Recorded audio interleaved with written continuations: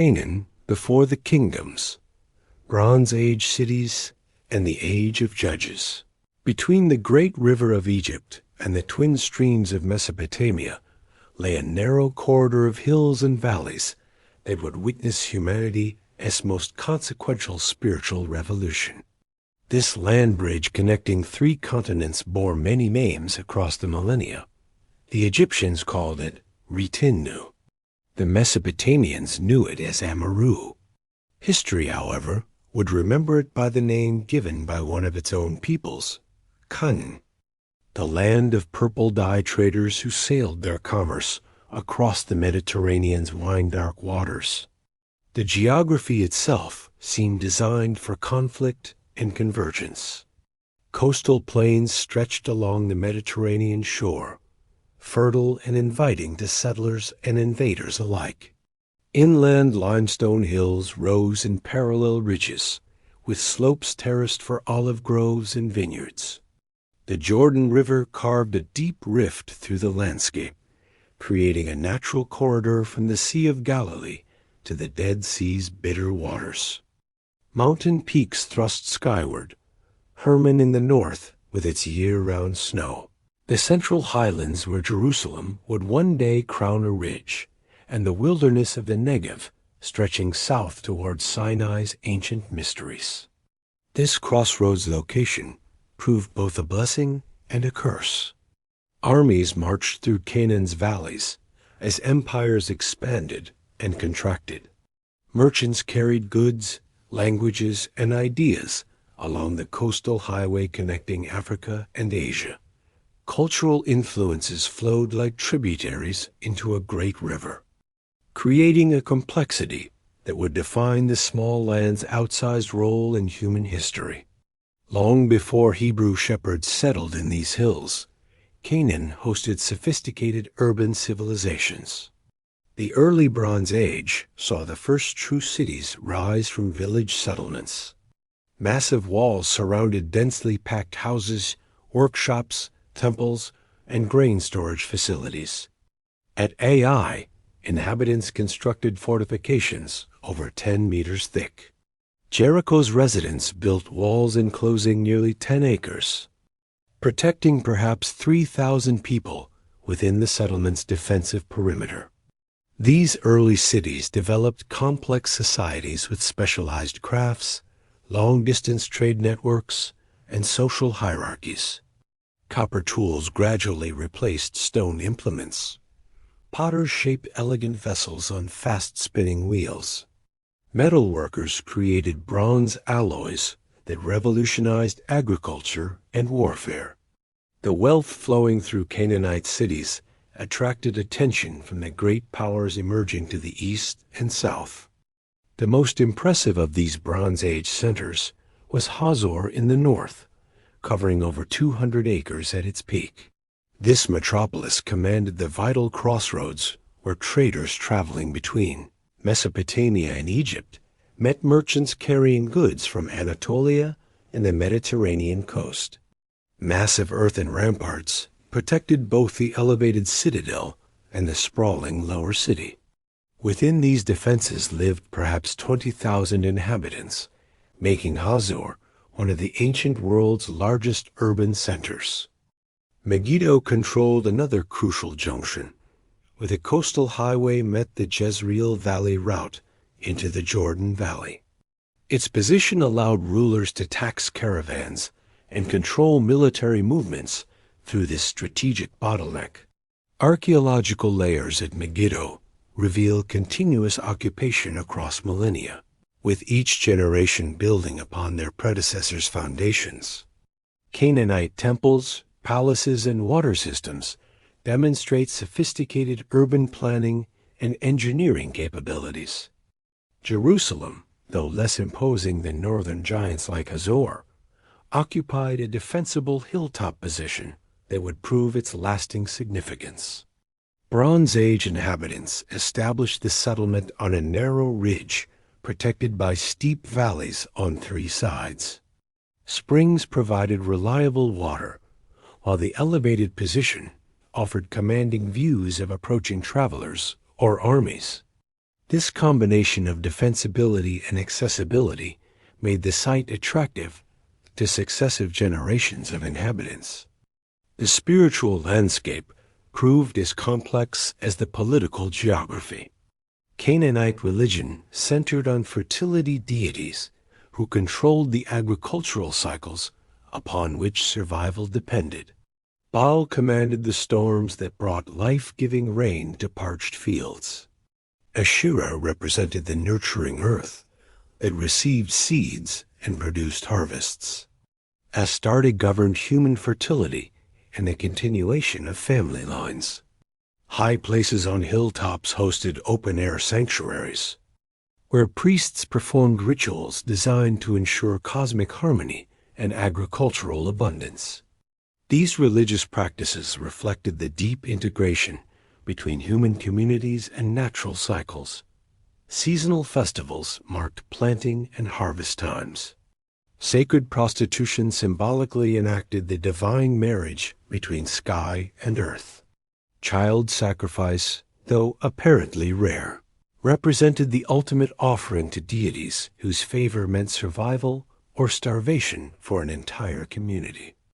As the second millennium BC dawned, Egyptian power expanded northward into Canaan. The pharaohs of the New Kingdom transformed Egypt into a military empire, extending their control from Nubia in the south to the Euphrates in the north. Canaan became a crucial component of this imperial system, providing tribute, strategic bases, and buffer protection against Mesopotamian rivals. The Tel el-Amarna correspondence reveals the complex reality of Egyptian rule in Canaan during the 14th century BC. These clay tablets, written in the Akkadian diplomatic language, preserve frantic appeals from Canaanite rulers pleading for Egyptian military assistance against rivals and rebels. Abdi-Heba of Jerusalem repeatedly warned Pharaoh Akhenaten that enemies threatened to seize the city. Let the king provide garrison troops, lest the entire land of the king be lost. Labayu of Shechem engaged in chronic warfare with neighboring city-states, prompting multiple complaints to the Egyptian court. His activities disrupted the tribute system and threatened Egyptian commercial interests throughout central Canaan. When Labayu was finally killed, his sons continued the rebellion, demonstrating the persistent tensions beneath Egyptian imperial control. The Amarna letters expose a world of shifting alliances, territorial disputes, and personal ambitions among Canaanite city-state rulers. Each controlled limited territory around their fortified centers, competing for resources, trade routes, and Egyptian favor. Egyptian governors attempted to maintain order, but distance and limited military presence meant local strongmen often acted independently. One intriguing reference in these diplomatic archives mentions a people called the Habiru, rootless groups who served as mercenaries, raiders, or laborers throughout the region. Some scholars connect this term to the later Hebrew identity, though the relationship remains debated. The Habiru represented social outsiders who existed beyond the normal city-state structure, living by their wits and military skills in a world dominated by urban elites.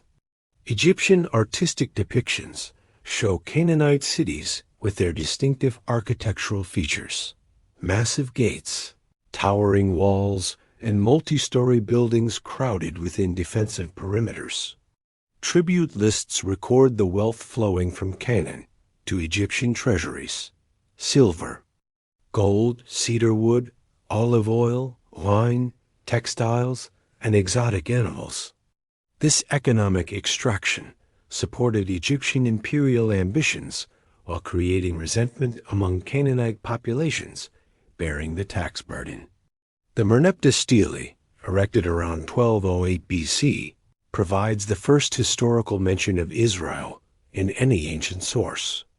Pharaoh Merneptah boasted of military victories throughout Canaan, concluding with the famous line, "Israel is wasted, his seed is not. The determinative sign used suggests Israel existed as a people rather than a territorial state, indicating some form of tribal confederation had emerged in the Central Highlands by this date. Around 1200 BC, the Bronze Age world fell apart really quickly. The Hittite Empire disappeared almost overnight, with its capital left in ruins. Egyptian power shrank, leaving behind garrisons and influence networks throughout Canaan without any support. Trade routes that had connected the eastern Mediterranean for centuries broke down. Cities across the region were destroyed or simply abandoned. Historians still debate what caused this massive disruption. Some think climate change might have led to crop failures and famine, pushing people to migrate in search of resources. Internal rebellions also weakened the empires. But the most dramatic event? The mysterious Sea Peoples launched fierce attacks along the Mediterranean coast, wrecking cities from Anatolia to Egypt. Egyptian records describe these Sea Peoples as a group of displaced populations, arriving by land and sea. They fought with iron weapons and sailed in unique ships that had bird-headed prows. They even brought their families along, which hints at permanent migration rather than just temporary raids.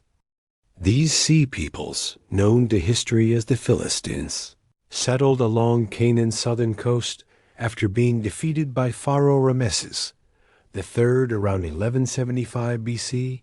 5 cities Gaza, Ashkelon, Ashdod, Ekron, and Gath became their power hubs, each ruled by a lord. They introduced fresh architectural styles, pottery traditions, and military tech to Canaan. Most importantly, the Philistines brought iron metallurgy to the region. Unlike bronze, which needed tin imported from far away, iron ore was available locally and could be shaped by skilled smiths. This shift from Bronze Age to Iron Age tech transformed agriculture with stronger plows and sickles, while iron weapons gave them a serious edge over their bronze-equipped foes. The Philistines' material culture mixed their Aegean roots with local Canaanite traditions.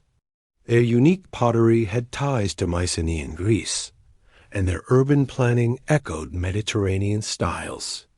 They worshipped Dagon, a grain deity, alongside traditional Canaanite gods like Baal and Asherah. The arrival of the Philistines changed Canaan's demographic and political scene forever. Their military strength and tech advantages allowed them to dominate the coastal plains and challenge inland populations. The biblical tradition consistently shows the Philistines as Israel's main enemy, reflecting the reality that these newcomers were a real threat to highland communities trying to gain control over their territories. As Bronze Age cities fell apart and empires crumbled, new folk started moving into the previously quiet central highlands of Canaan.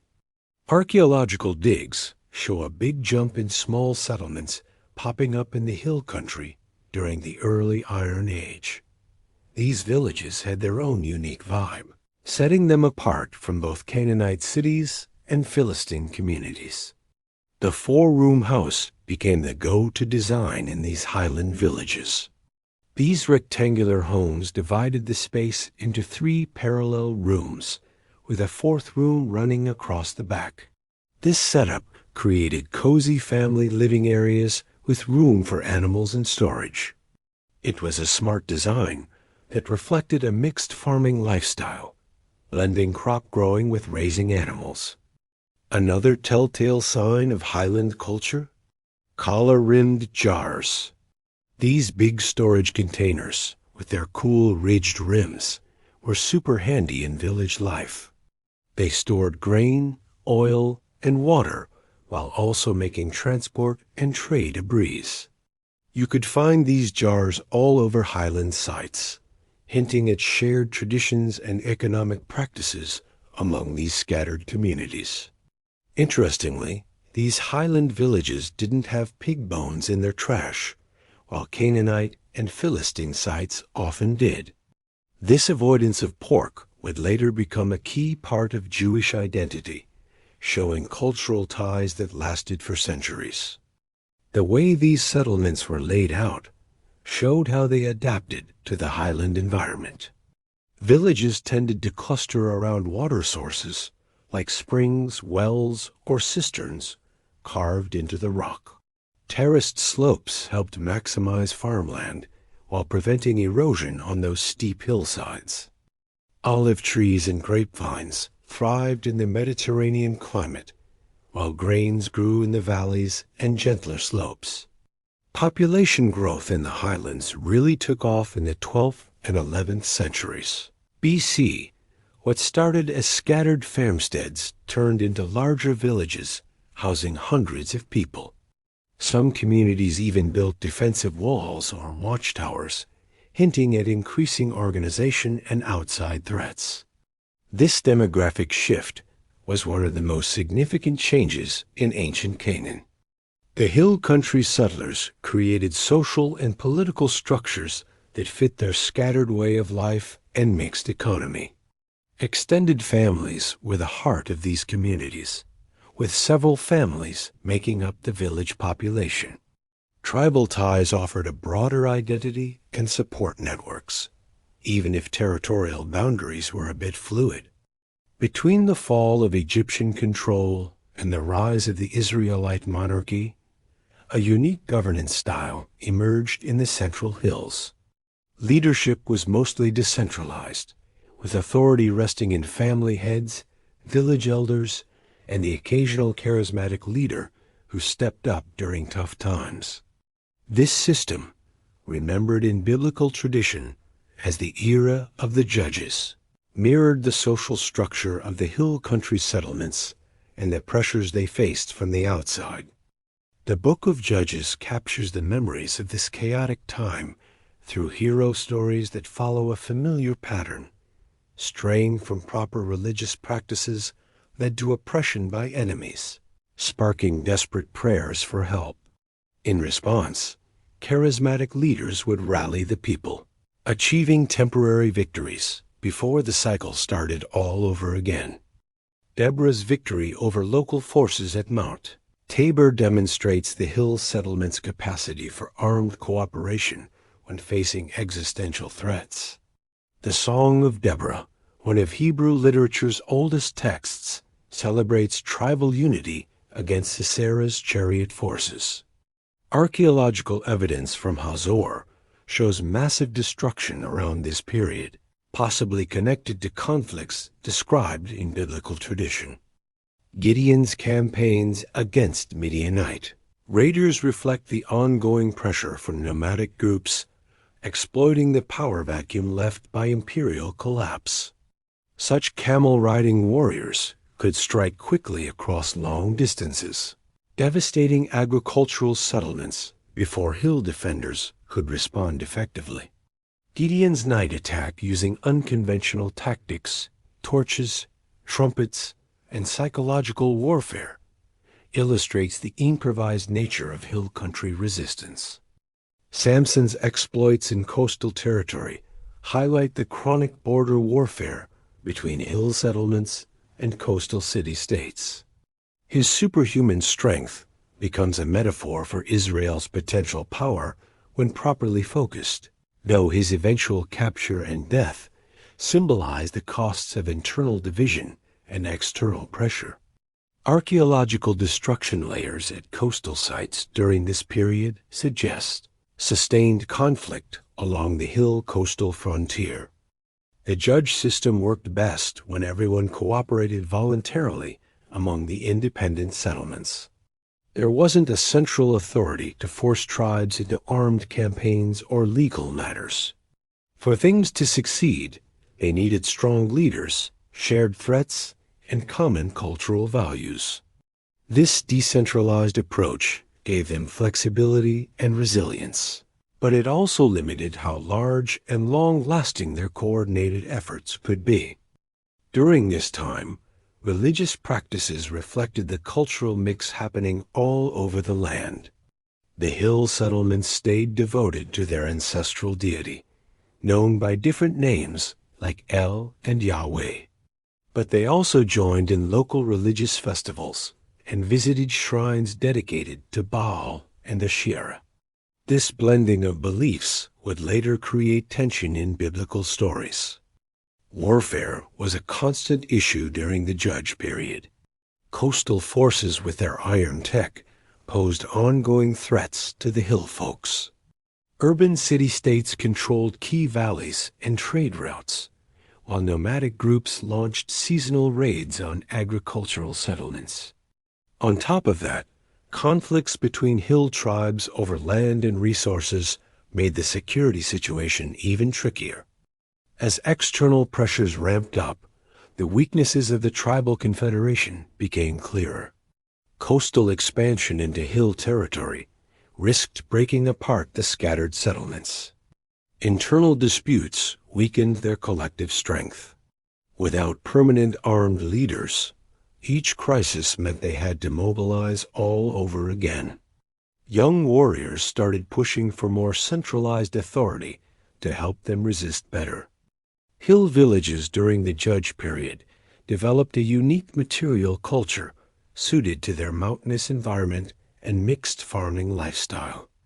Houses were clustered around central courtyards where families gathered for meals, crafts, and socializing. Storage rooms held large jars filled with olive oil, wine, and grain, the agricultural surplus that kept village life going through tough winters and lean years. Women played a vital role, grinding grain with stone querns, baking bread in dome-shaped ovens, and weaving textiles on vertical looms.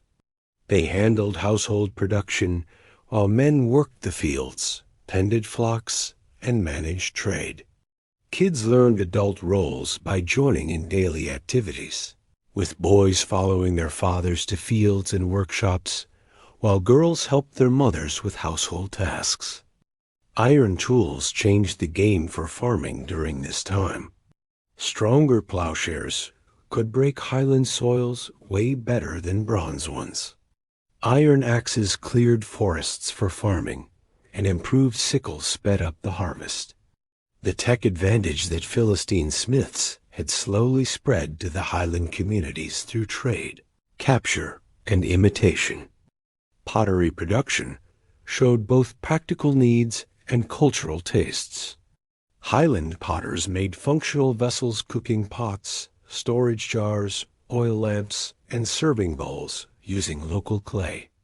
The decorative elements were pretty simple compared to the fancy styles of the Canaanites and Philistines, showing a cultural preference for utility over display. Despite seeming isolated, trade networks connected highland villagers to the broader Mediterranean commerce.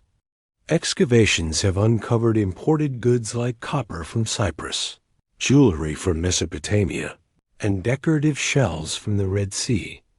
These luxury items hint at social differences within the highland communities and their involvement in regional trade systems.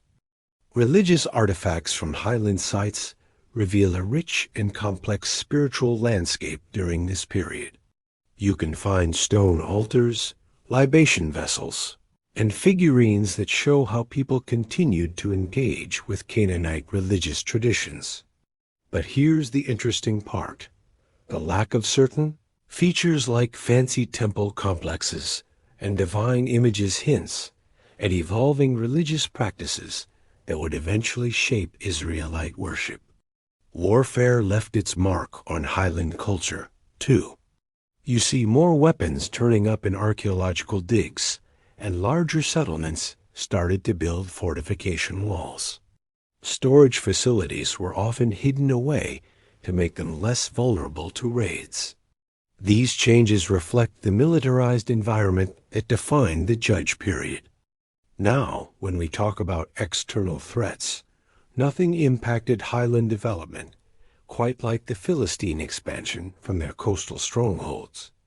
These sea peoples brought military technologies and organization that turned traditional Canaanite warfare on its head.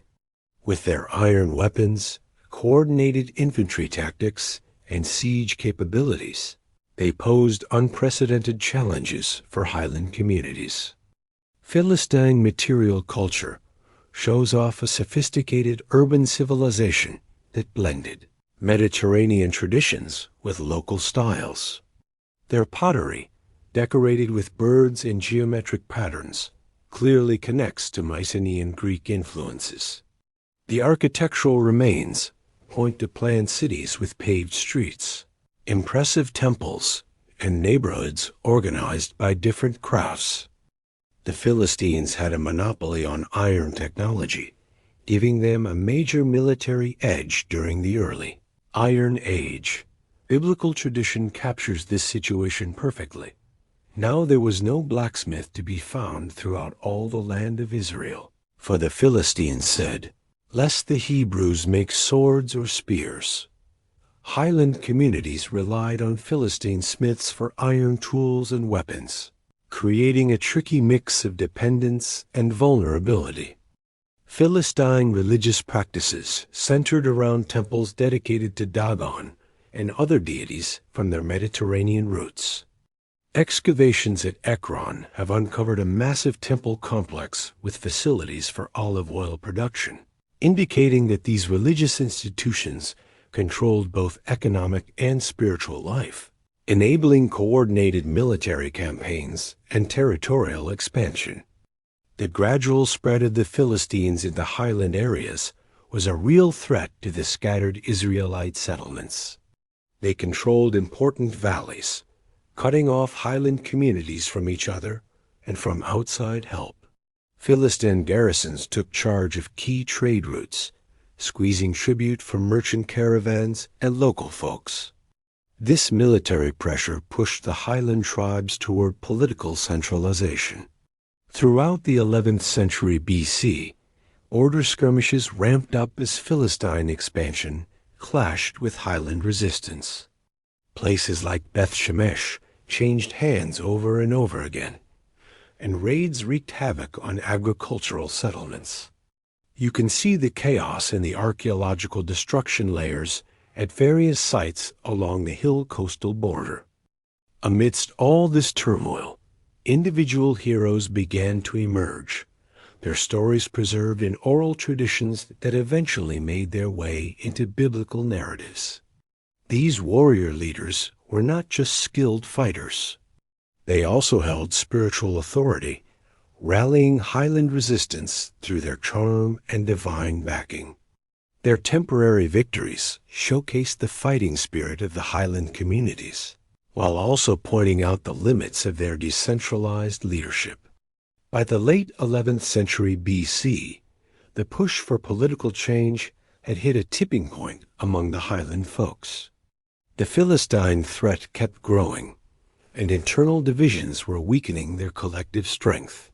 Traditional leadership just wasn't cutting it for ongoing military campaigns and protecting their territory. Young warriors started calling for a permanent military command to better coordinate their resources. This shift toward monarchy was both a continuation and a big change in how highland politics worked. Kinship ties were still important, but authority started shifting from extended family groups to charismatic individuals who claimed they had divine approval. Old council meetings were replaced by royal command structures, and what used to be voluntary tribal cooperation turned into mandatory state service. As politics transformed, so did religion. The highland communities began to refine their understanding of divine authority and human kingship. The idea of a covenant, a binding agreement between God and a chosen people, became a key part of the theological framework for centralized leadership that claimed divine backing. Prophetic figures popped up to either validate or challenge royal authority based on how well they stuck to covenant obligations. Much of this political evolution was driven by military needs. To effectively resist Philistine expansion, they needed more organized efforts than traditional tribal setups could offer. Professional warriors required regular support, not just seasonal mobilization. Building and maintaining fortifications called for centralized planning and resource management. Economic factors also pushed them toward political centralization. The highlands' agricultural productivity could support bigger populations and specialized crafts. Trade relationships needed diplomatic representation and regulation. The wealth from agricultural surplus and trade provided resources to support royal courts and professional armies. As the second millennium BC came to a close, the highland communities were at a historical crossroads. They had centuries of adapting to their mountainous environment, developing unique cultural practices, and resisting outside pressures behind them. Ahead lay a revolutionary change from tribal confederation to territorial monarchy, paving the way for the kingdoms of Israel and Judah. But this transformation wouldn't happen without internal debates and external crises. The shift from decentralized leadership to royal authority marked a major change in political culture, challenging traditional values while promising better security. The tension between innovation and tradition, collective decision-making and royal command, and tribal loyalty versus state authority would shape the political landscape in the coming centuries. The groundwork had been laid through years of gradual settlement, cultural growth, and external pressures. The highland communities had the demographic strength, cultural unity, and military capability needed for state formation. The Philistine challenge was the external crisis that would spark this political transformation. All that was left was for a charismatic leader to step up, unite the tribes, and establish centralized authority. The age of judges was fading away, and the age of kings was about to kick off. United under one crown, the kingdom of Israel, Saul, David, Solomon, the shift from a loose tribal confederation to a centralized monarchy didn't kick off with fancy speeches or big ceremonies. It started with a real sense of urgency. Coastal raiders were invading deep into the central hills, putting the very survival of the scattered settlements, which had thrived during the Judge period, at serious risk. The old way of relying on occasional charismatic leaders to pull together temporary coalitions just wasn't cutting it anymore. Samuel, the last great judge and a respected priest, was initially hesitant about the push for a permanent king. He knew that bringing in a monarchy would change the game, altering the balance between divine authority and human rule that had held the tribal confederation together. But even Samuel couldn't ignore the crisis facing his people. The Philistines had a tight grip on iron production, wielded better weapons, and organized armies that could easily overpower individual tribal forces. Change was essential if the hill settlements were to survive. Choosing Saul as the first king was a mix of practical needs and divine approval. This Benjamite farmer stood head and shoulders above everyone else, fitting the image of a war leader that ancient folks expected. His tribal ties were politically savvy, too. Benjamin was strategically located between the northern and southern tribes, making him a unifying figure. Plus, his bravery in rescuing the besieged city of Jabesh-Gilead proved he could take decisive action when it mattered most. Saul's early reign was marked by immediate military successes that justified the shift to royal authority.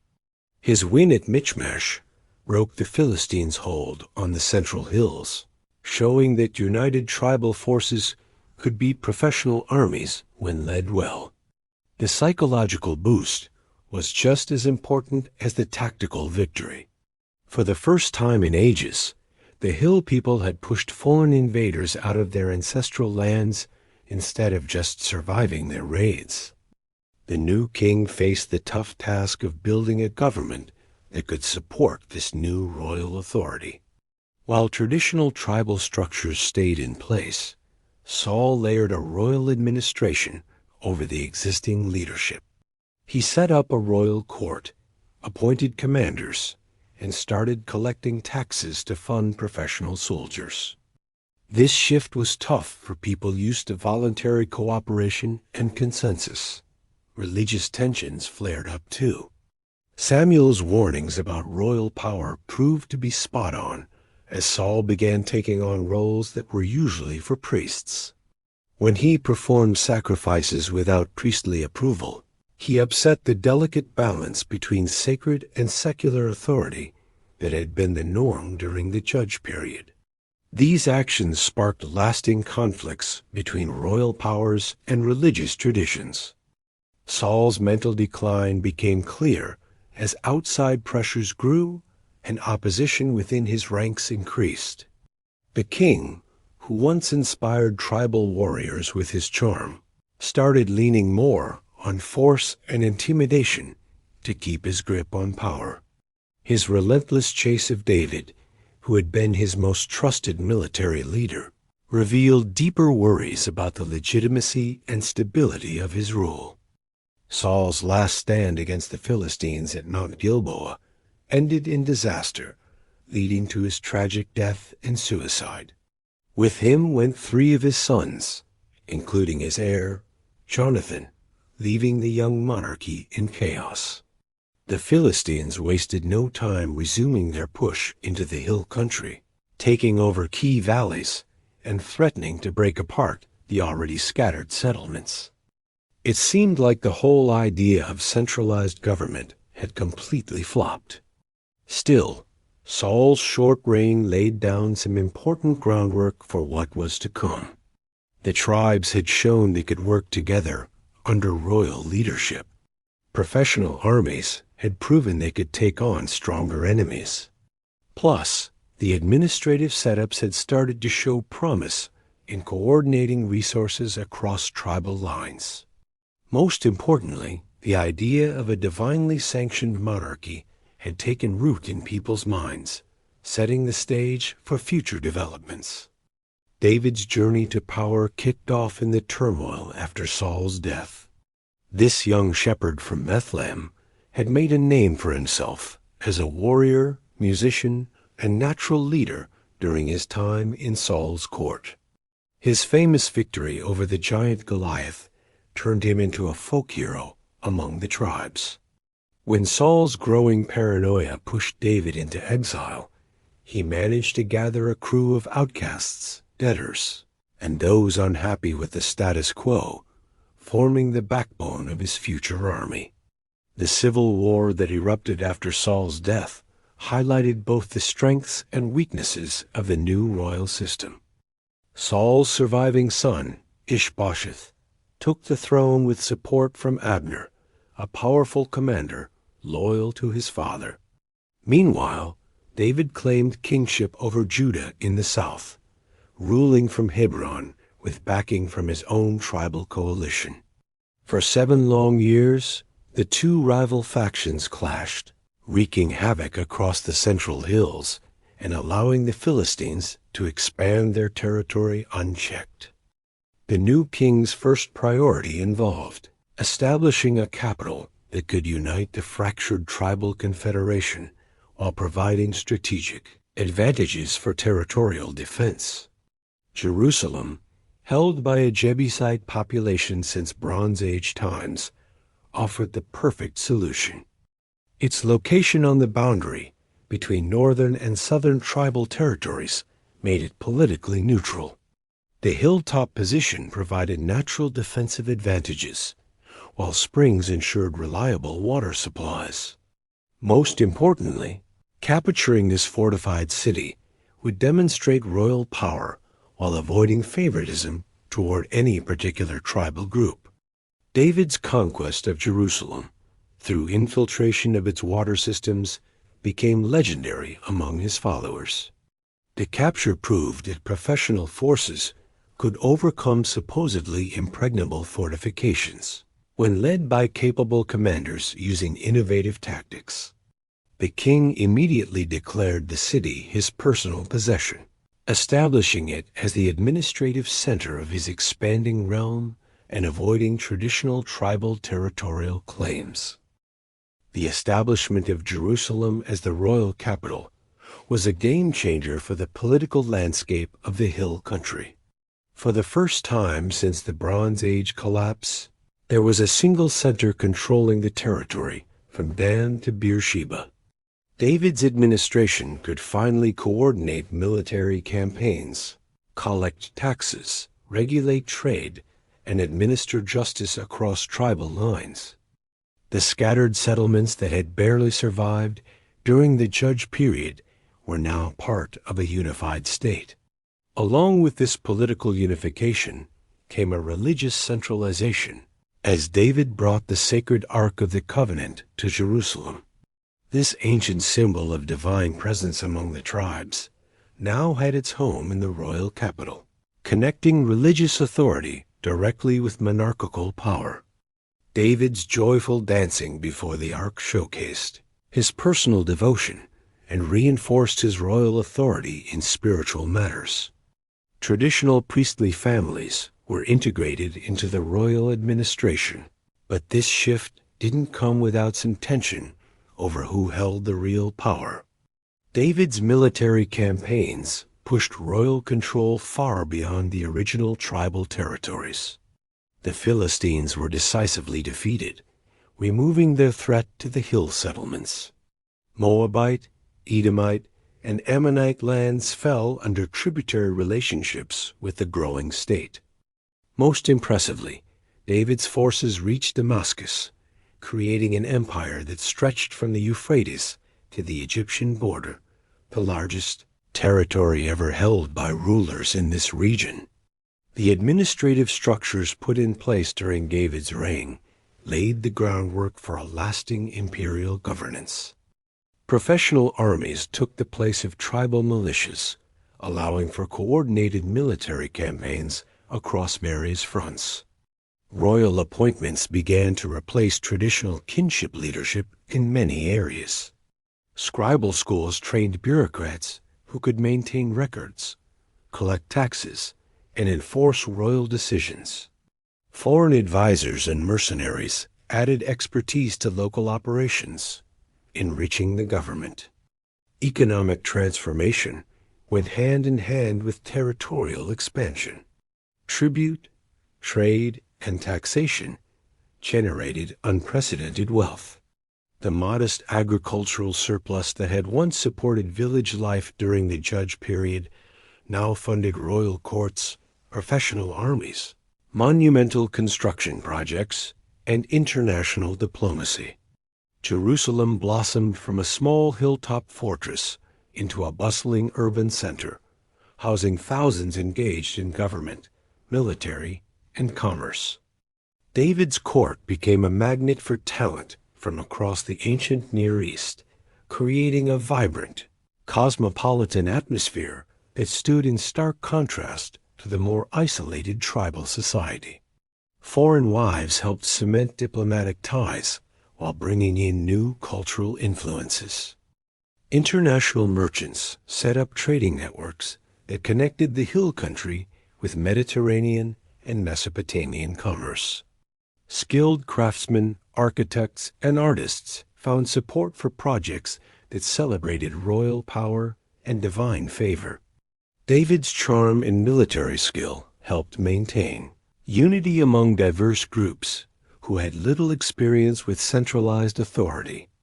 His reputation as both a warrior and a poet, along with his genuine devotion to his people, built loyalty that crossed traditional tribal lines. This ability to inspire strong personal connections among his followers was key to holding together his revolutionary political creation. Yet underneath all that success, tensions were brewing that would challenge future rulers. Traditional tribal leaders were feeling pretty frustrated about their reduced roles in the royal administration. Religious folks were concerned about the mix of sacred and secular power being concentrated in the hands of the monarchy.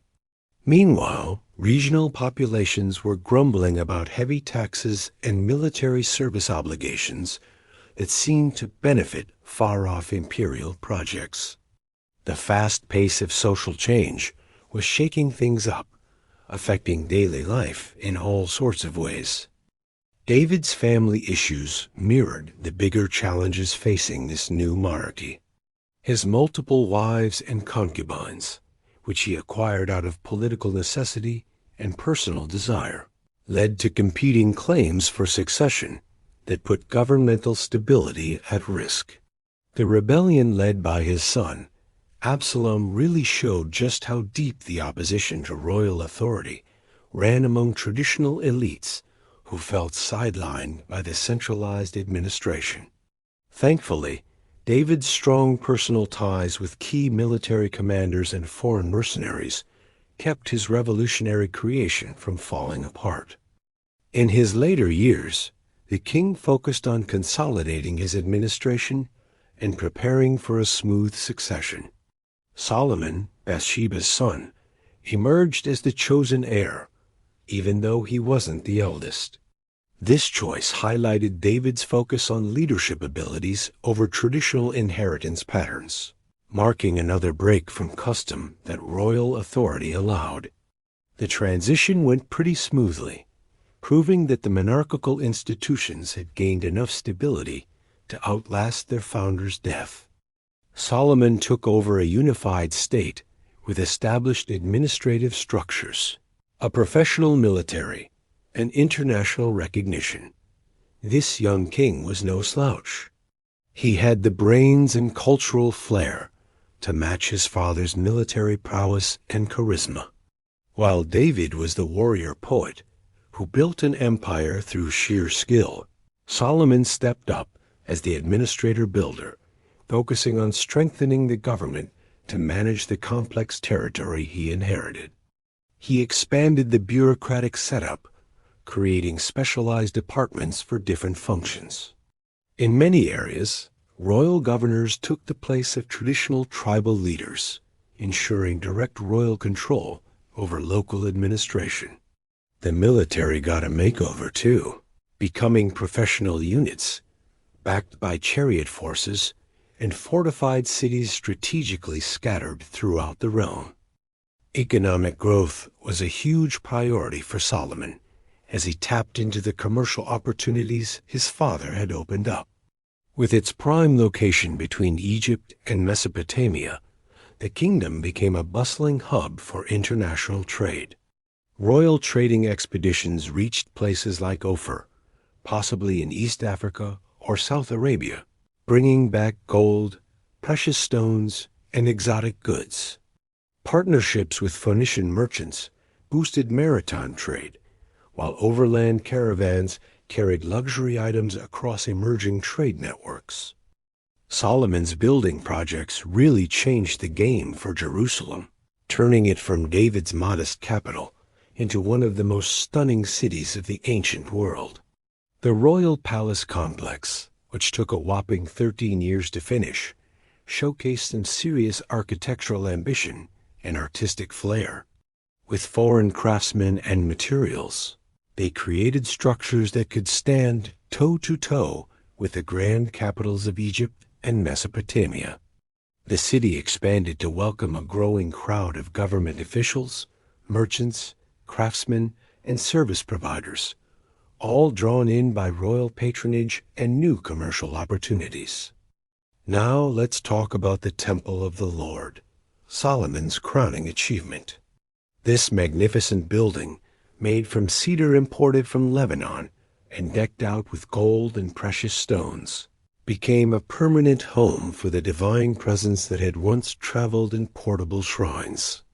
The dedication ceremony was a sight to behold, with elaborate sacrifices and musical performances that really showcased royal authority over both religious and everyday matters. Of course, bringing traditional priestly families into the royal administration stirred up some tension about who held the real power. During Solomon's reign, international diplomacy was in full swing. Foreign rulers were eager to form ties with this prosperous and powerful kingdom. One of the highlights was the famous visit from the Queen of Sheba, which put Solomon's court on the map for its wisdom and wealth. Marriages with Egyptian, Moabite, and other royal families helped cement political alliances while also mixing in foreign, cultural influences that enriched Jerusalem's cosmopolitan vibe. Solomon's legendary wisdom attracted scholars, merchants, and diplomats from all over the ancient Near East, creating a reputation that boosted the kingdom's prestige. The royal court turned into a hub of learning, blending traditional tribal wisdom with sophisticated international knowledge, giving rise to fresh literature, music, and religious ideas. On the administrative front, Solomon's government hit new levels of efficiency as it tackled increasingly complex territorial and economic responsibilities. The kingdom was split into 12 administrative districts, each tasked with supporting the royal court for a month each year. This setup helped spread the tax burden and ensured a steady flow of revenue for government operations. Professional administrators, trained in scribal schools, kept meticulous records of income, expenses, and resource allocation. Military advancements were also significant during Solomon's reign. Iron weapons became standard for royal forces, and chariot units, inspired by Egyptian and Mesopotamian designs, provided mobile power for major campaigns. Fortified cities like Hazor, Megiddo, and Gaza safeguarded key routes to the heartland and served as bases for provincial administration. With a professional army bolstered by foreign mercenaries, Solomon's reign could maintain order across expanded territories while keeping external threats at bay. Cultural achievements during this time laid down some solid foundations for intellectual and artistic growth. The royal court really got behind literature, music, and religious thought, influencing generations to come. Scribal schools not only preserved traditional stories, but also crafted new ones that celebrated royal achievements and divine favor. Mixing tribal traditions with international influences created unique cultural expressions that showcased the kingdom's special place in the ancient world. But here's the catch. All this prosperity and power came at a hefty price for the everyday folks. Solomon's grand building projects needed tons of labor, which messed with farming and family life. The royal court's lavish lifestyle put a strain on the economy, leading to higher taxes and more forced labor. Plus, foreign wives brought in new religious practices that clashed with the traditional devotion to their ancestral deity, causing some serious tension between what the royals wanted and what the people felt. As regional populations started feeling the pinch, resentment grew. They were shouldering more and more burdens to support royal projects that didn't really benefit their daily lives. The northern tribes, in particular, felt like they were being taken advantage of by southern rulers who seemed more focused on international prestige than local welfare. Religious leaders and devoted followers began to push back, questioning the implications of Solomon's policies. Building shrines for foreign gods to please royal wives contradicted the exclusive devotion to Yahweh that had set their tribal religion apart from others. Prophets started warning that divine favor depended on sticking to their covenant obligations, not just chasing political success and material wealth. Despite the kingdom's wealth and international acclaim, economic issues piled up. The costs of maintaining royal luxury, supporting a professional military, and funding massive construction projects outstripped even the solid revenues from trade and taxes. Solomon found himself having to give up land to foreign creditors and lay heavier burdens on his people just to keep things afloat. Social tensions reflected a bigger shift from tribal confederation to a territorial monarchy, creating a clash between traditional egalitarian values and the hierarchical structures needed for running an empire. The kingdom Solomon passed down to his successors was both a high point of royal achievement and a hint of future troubles. It showcased strong territorial unity, smart administration, military might, and global recognition, highlighting what centralized power could achieve. But there were underlying issues like regional grudges, religious conflicts, economic strains, and social upheaval that posed real threats to this empire. When Solomon passed away around 930 BCE, his successors faced a big question.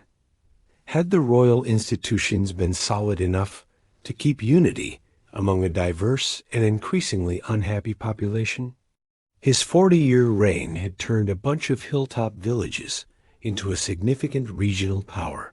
But this transformation came with costs that many people were struggling to handle. The scene was set for a constitutional crisis that would test whether David's legacy could endure or crumble under the weight of centralized authority. The divided kingdoms, Israel and Judah, part ways.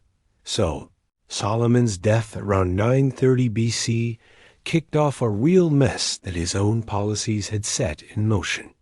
The old king left behind a kingdom that was both impressive and on the edge of collapse, great buildings and a solid reputation, but weighed down by heavy taxes, forced labor, and a lot of regional anger that had built up over his long reign.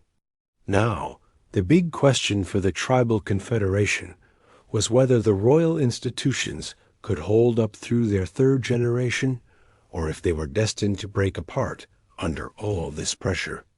Rehoboam, Solomon's chosen heir, stepped into the throne with a huge challenge: keeping unity among people who were feeling more and more disconnected. Unfortunately, he didn't have his grandfather David's charm or his dad's knack for administration. Even worse, he seemed to miss the crucial balance between royal power and the people's consent that had kept the monarchy afloat in its early days. The crisis hit hard right at Rehoboam's coronation assembly in Shechem, the traditional meeting spot for tribal leaders to hash out common issues. Northern leaders showed up with clear demands for relief from the heavy financial burdens that Solomon's grand projects and lavish lifestyle had imposed. Their spokesperson, Jeroboam, had actually fled to Egypt during Solomon's reign after leading earlier protests against the king's labor policies. Now back from exile, Jeroboam gathered the frustrations of a generation that had sacrificed a lot for the kingdom's glory, but hadn't seen much in return. The northern tribes had done most of the heavy lifting for Jerusalem's construction projects. They had funded royal campaigns to far-off lands with their agricultural surplus, and their young men had lost their lives in battles for territories they'd never even visit. They were now calling for real changes in how the government worked and how it taxed them. The critical moment at Shechem showed just how far apart the royal views were from what the people expected. When the tribal leaders asked Rehoboam to lighten the hard service of your father and his heavy yoke, they were appealing to a long-standing idea of mutual obligation between rulers and their people. But Rehoboam's harsh reply, "My father made your yoke heavy, but I will add to your yoke," made it clear he had no intention of easing the burdens, and was a huge political blunder. Rehoboam's advisors were split along generational lines, reflecting deeper disagreements about royal authority. The older counselors, who had seen the shift from a tribal confederation to a territorial state, urged compromise to keep the peace. Meanwhile, the younger courtiers, raised in Solomon's lavish court, pushed for a show of absolute power based on foreign ideas of divine kingship. Sadly, Rehoboam chose to listen to the younger crowd, and that decision turned out to be a disaster. The northern tribes' rebellion began with a ritual rejection of Davidic authority. What portion do we have in David? We have no inheritance in the son of Jesse. Echoed through the assembly as representatives formally severed their allegiance to the southern dynasty. When Rehoboam dispatched Adoniram, his minister of forced labor, to restore order, the officials' stoning to death demonstrated the depth of popular fury and the completeness of the political rupture. Jeroboam becoming king of the northern tribes really shook things up, creating two rival centers of power where there used to be just one. The once unified kingdom split along tribal lines, with the Northern Confederation taking over most of the land and people that made up Solomon's kingdom. Meanwhile, Judah and Benjamin stuck with Rehoboam, forming a smaller state focused around Jerusalem, but they were just a shadow of their former selves. This split wasn't just about politics. It highlighted deep cultural and economic differences that had been hidden during the unified monarchy. The northern regions were way more productive in agriculture, had better trade routes, and were more connected to international markets. Their people mixed more with foreign cultures and weren't as tied to Jerusalem's religious practices. On the flip side, Judah's southern highlands were more traditional and isolated. The tough terrain that once kept their tribes independent now held back their growth and outside connections. Jerusalem was a key religious hub, but its smaller size struggled to support the government inherited from the United Kingdom. Jeroboam had a huge task ahead of him. He needed to set up real royal institutions for a rebel group that had turned its back on the established authority.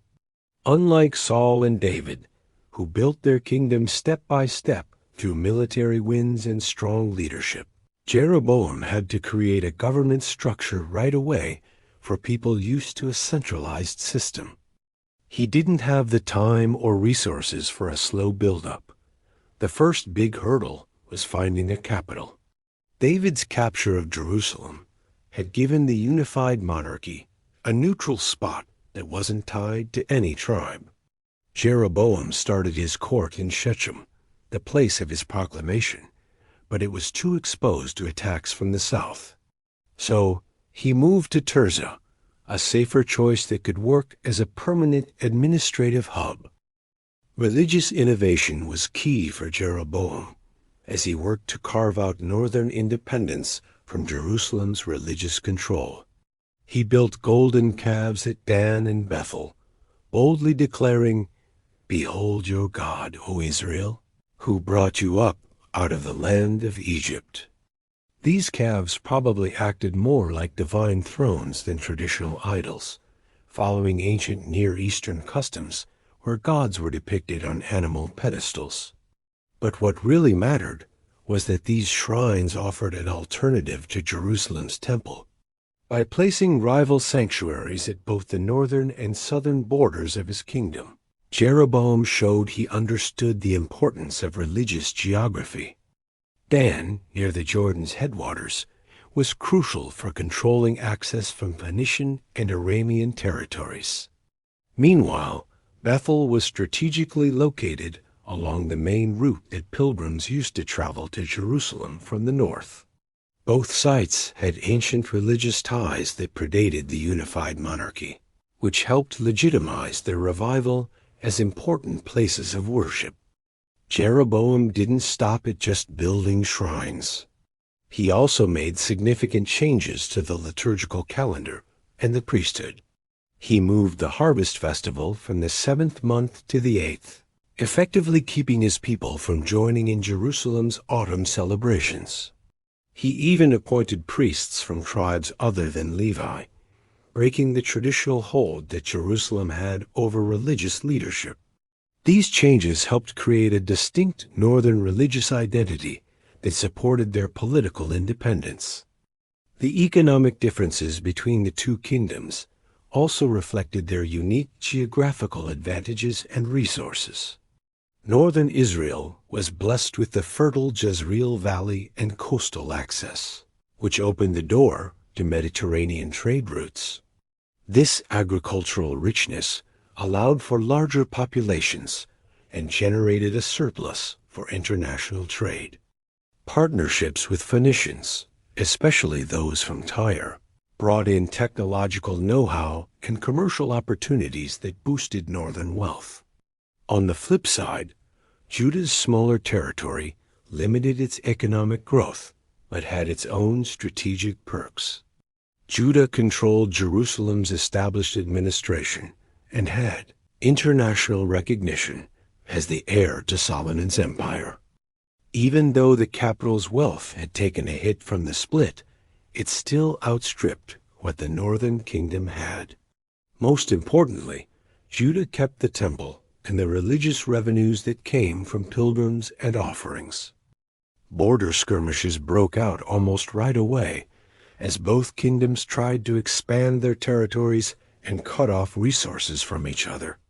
The border between Israel and Judah remained fluid for generations, with fortified cities changing hands as fortunes shifted. Places like Ramah and Bethel were fortified, abandoned, and refortified as each side sought the upper hand in the ongoing conflict. Rehoboam's attempts to reclaim the north through military force ended in failure when the prophet Shemaiah warned against fratricidal warfare. Although he gathered a strong army for an invasion, he had to back down after receiving prophetic condemnation. This moment set a crucial precedent. Prophetic voices could challenge royal authority when divine will clashed with royal ambitions. Foreign intervention really shook things up between the sister states and showed just how much their international standing had dropped compared to the days of the unified monarchy. Around 925 BC, Pharaoh Shishak swooped in, invading both territories and making off with treasures from Jerusalem's temple, while wreaking havoc on cities across the region. Records from Karnak even tell us that over 150 settlements were destroyed, highlighting how foreign powers were taking advantage of the Hebrews' weakened state.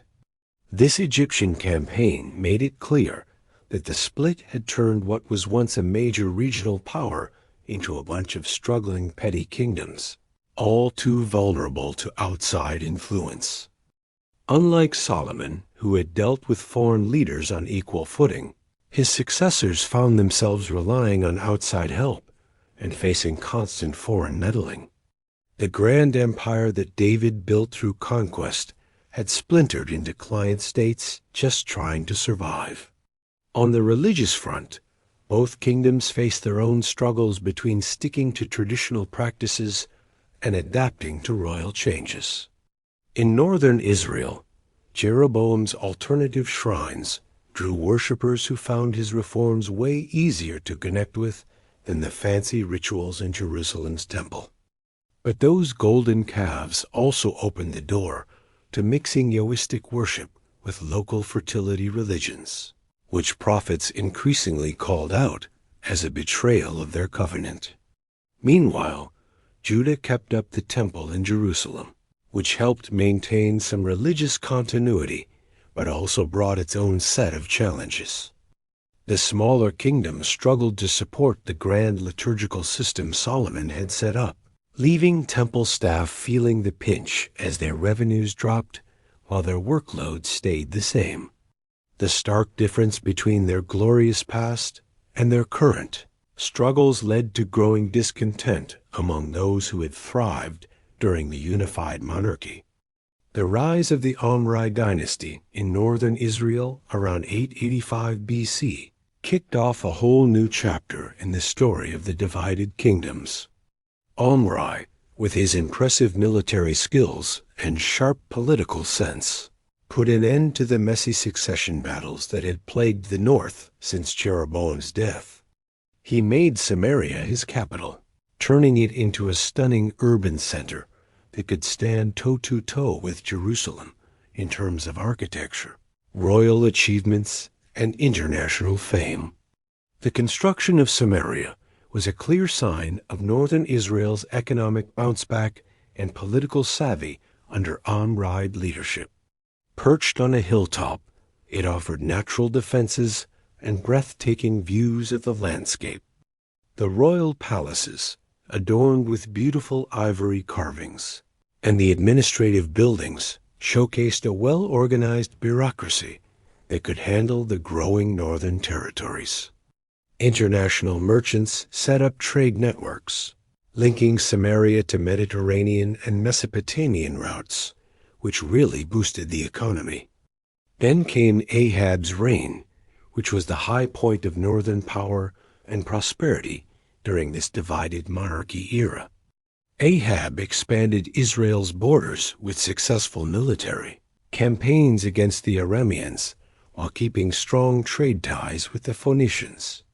His marriage to Jezebel, the daughter of the Sidonian king, really tied the northern kingdom into international diplomacy, but also stirred up some serious controversy. The whole Jezebel situation exposed major tensions within northern society, pitting modern royal policies against traditional religious beliefs. Jezebel's push for Baal worship clashed with the exclusive devotion to Yahweh that many Israelites held dear.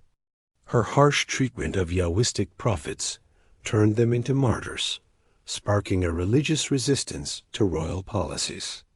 The legendary showdown between Elijah and Ahab at Mount Carmel became a defining moment in the clash between traditional faith and foreign influence, showcasing divine power and challenging the effectiveness of imported gods. This event also established prophetic authority as a vital check on royal power, creating a necessary opposition to policies that strayed from religious traditions. Archaeological finds at Samaria really shine a light on the material culture of the northern elite during this thriving period. For instance, ostraca, which are basically inscribed pottery shards, record administrative transactions about oil and wine shipments from royal estates. Plus, those ivory fragments, they show off an artistic flair that could compete with major international centers. The remains of impressive buildings reflect the kingdom's newfound confidence and expanding resources. Then there's the Mesha stele, which gives us outside confirmation of northern Israel's military strength during the Omride era. This Moabite inscription tells the story of King Mesha's successful rebellion against Israelite rule, showing just how much territory the north controlled east of the Jordan River. The monument's detailed account of border conflicts, tribute payments, and religious motivations sheds light on the complex relationships between the Hebrew kingdoms and their smaller neighbors. On the flip side, southern Judah's development took a different path, shaped by its more limited resources and conservative religious outlook. The Davidic dynasty kept a steady succession during this time, which provided a sense of stability that was often missing in northern Israel. But even with that political continuity, the southern kingdom struggled with its smaller territory and less international clout. Asa's long reign in Judah highlighted both the opportunities and challenges the southern kingdom faced. His military win over Ethiopian forces showed that strong leadership could lead to big successes, even when resources were tight. Asa's religious reforms, like getting rid of foreign altars and ousting his grandmother, Mash for promoting Asherah worship, struck a chord with traditionalists while cutting out practices that the prophets criticized.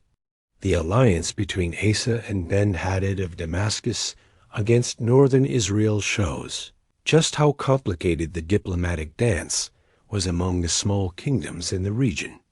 Judah's decision to pay for Aramean help against Israel reveals a mix of desperation and smart strategy.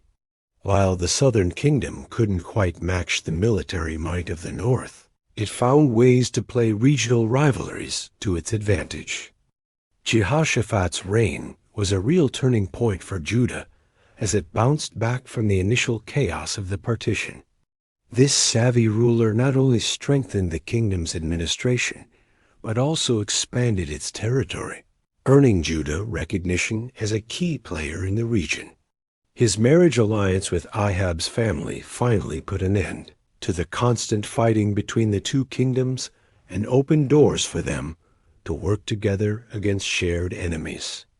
The campaign against Ramoth-Gilead showed that when it came to facing outside threats, the Hebrews could join forces, but deep-rooted religious and cultural differences still made things tricky between the royal families. Sadly, Ahab's death during this campaign dashed hopes for a lasting alliance and highlighted the heavy toll of regional conflicts. On the religious front, things were just as complicated. The ongoing struggle between loyalty to Yahweh and the mixed practices encouraged by royal policies created a real tension. The golden calf shrines in northern Israel were seen as a major issue by traditionalists, who viewed them as apostasy. Plus, the influence of Phoenician culture through royal marriages brought in foreign elements that clashed with the covenant values. Prophets began calling for a return to religious purity and social justice. While Judah kept the temple in Jerusalem as a stronghold for traditional practices, everyday worship often mixed in aspects from neighboring cultures. This ongoing tug-of-war between official religion and popular beliefs continued to challenge the royal policies of the time.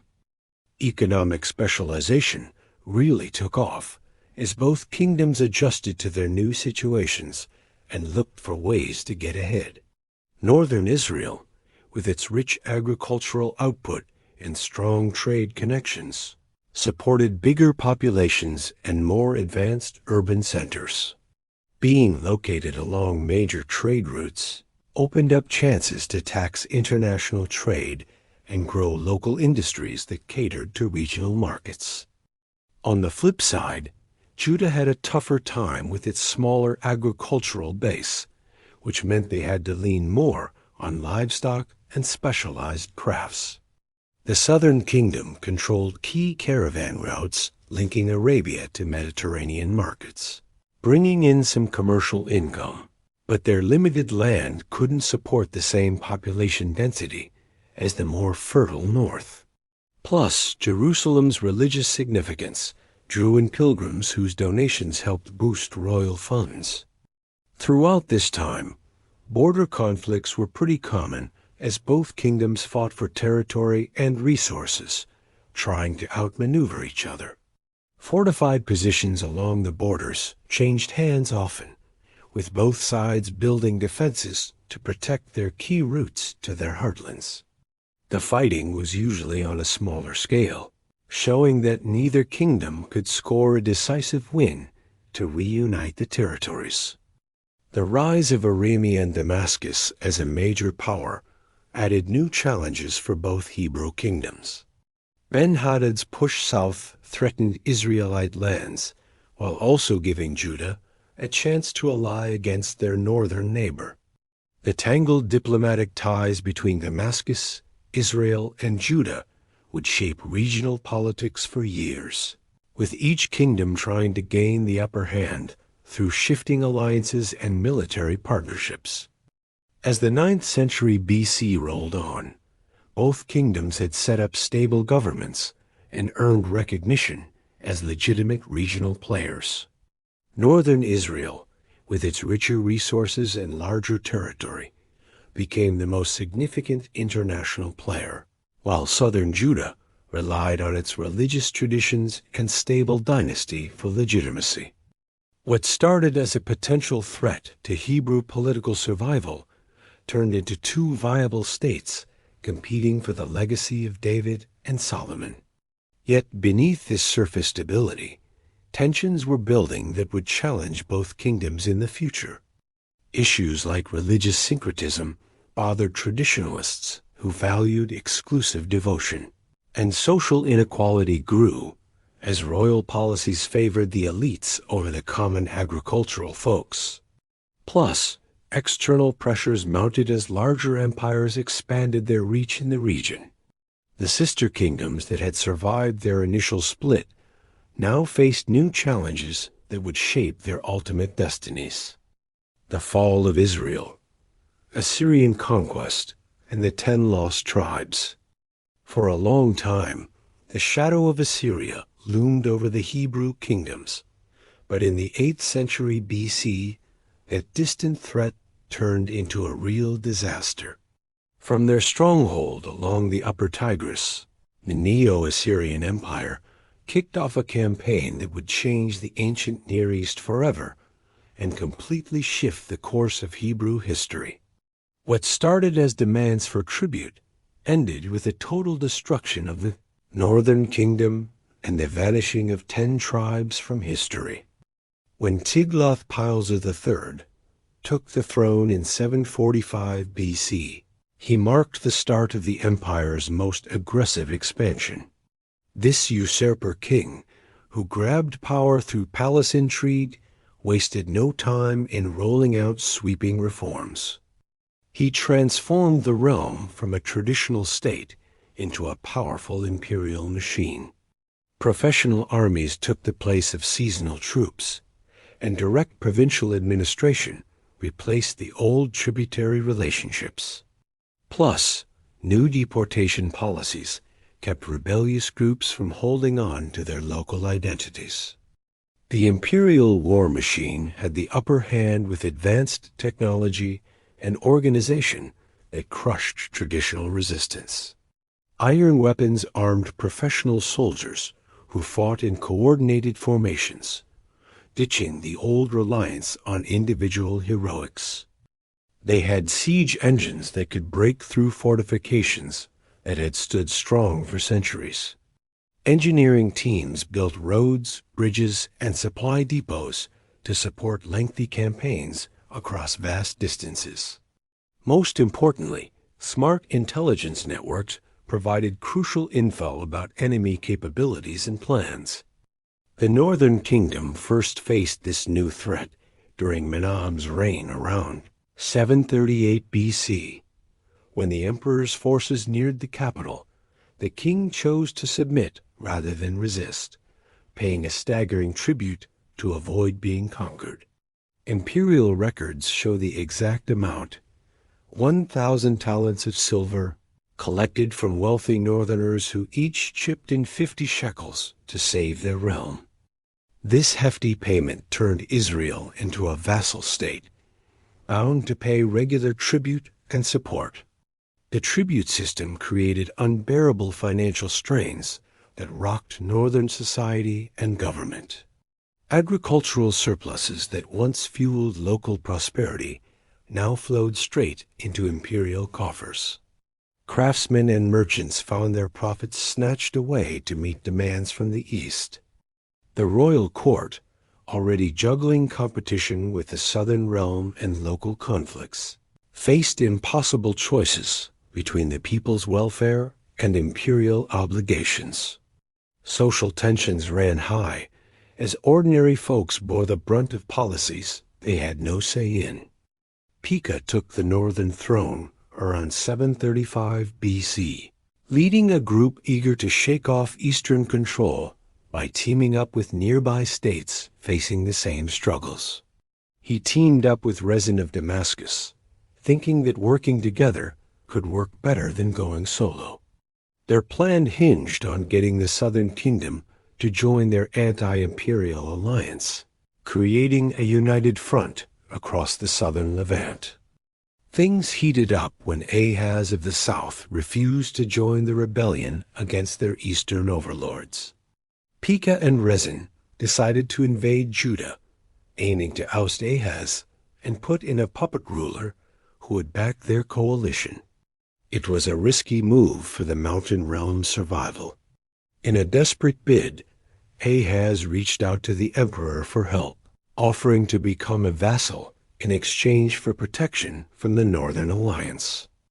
Isaiah's prophetic words during this tough time highlighted the spiritual side of the struggle between submitting to the empire and fighting for independence. He criticized both the Northern Coalition's reliance on military might and Judah's plea for foreign aid, urging instead for faith in divine help. His well-known prophecy about a virgin conceiving and giving birth to a son named Emmanuel symbolized hope for divine intervention when all human efforts seemed to fail. The emperor's response to the southern plea showed off his strategic smarts and ruthless efficiency. Instead of just defending his new vassal, he launched campaigns that wiped out the anti-imperial coalition while extending his control in the region. In 732 BC, Damascus fell after a brutal siege, marking the end of Aramean independence.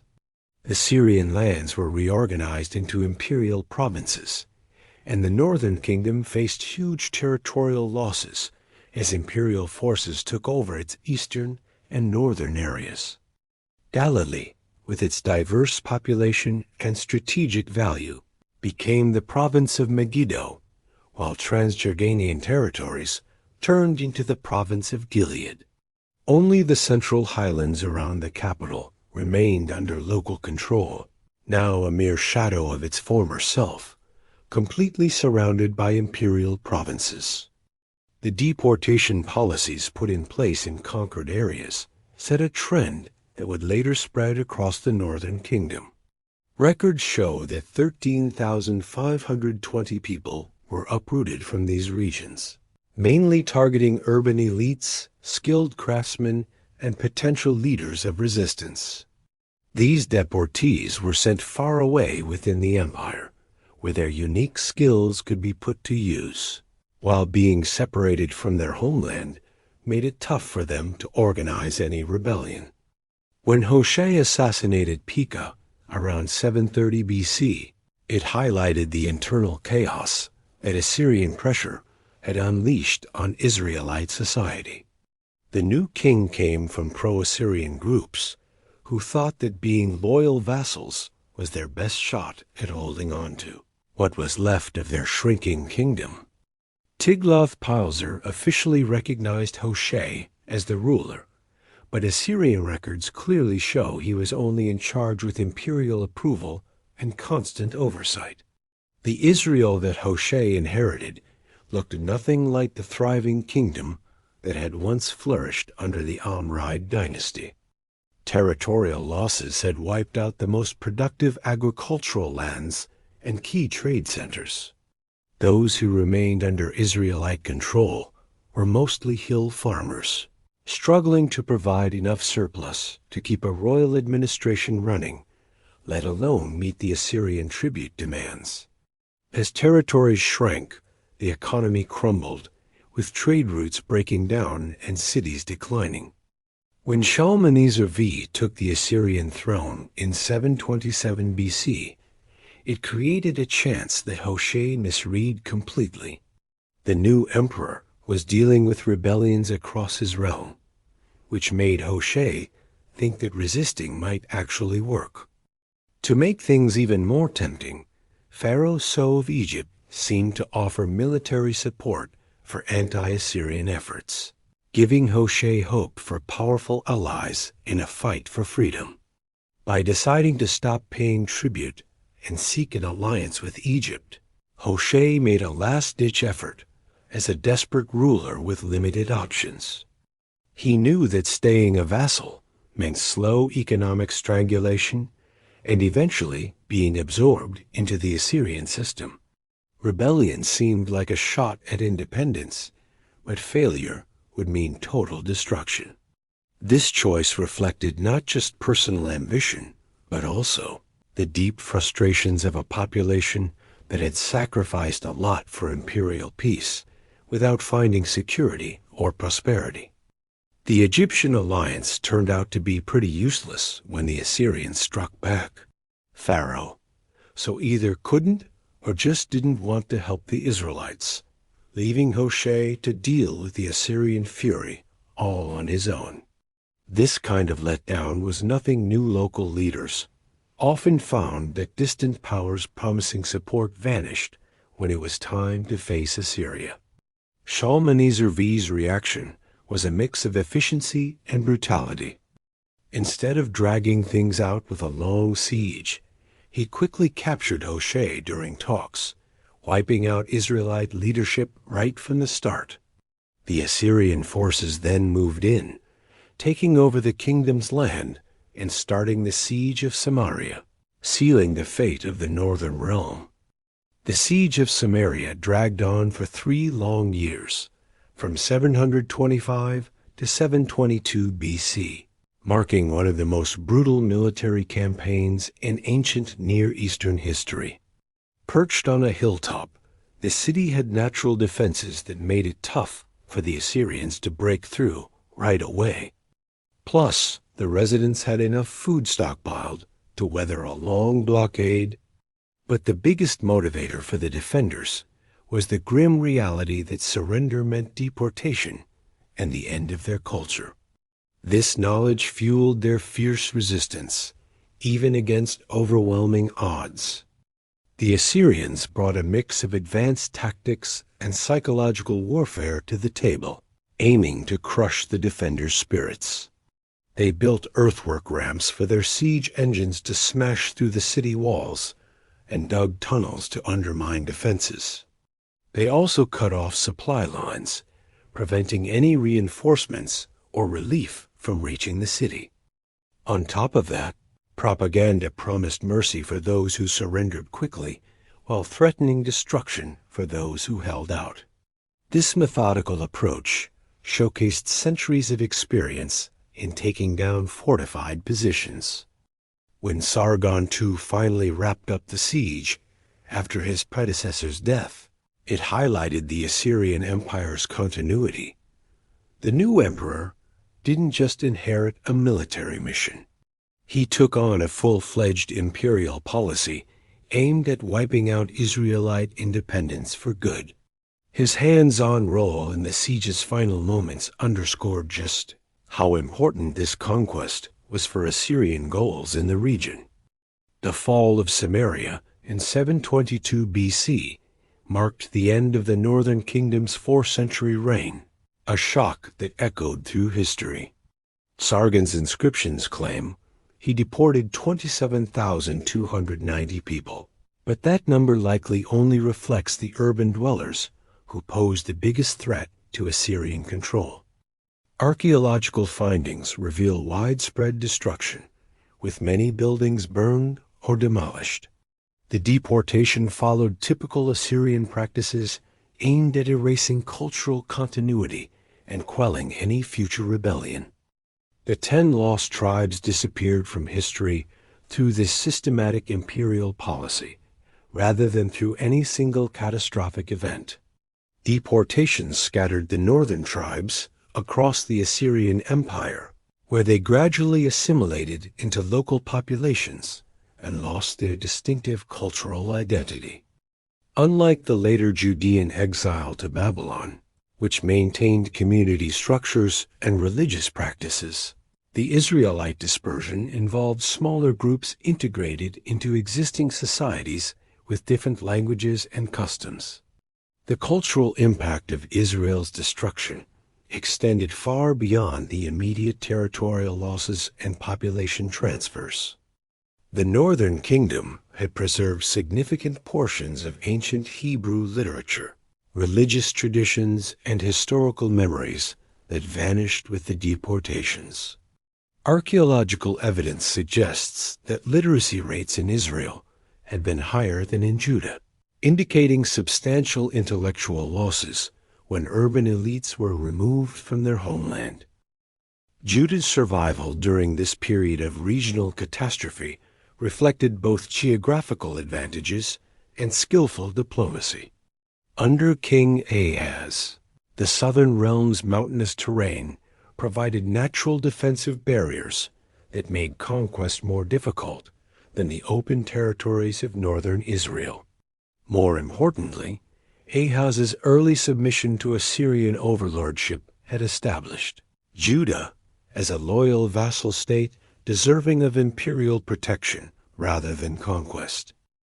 The refugee crisis caused by Israel's destruction had a huge impact on Judah's society and culture. Thousands of survivors from the north made their way south, looking for safety in Jerusalem and other Judean cities.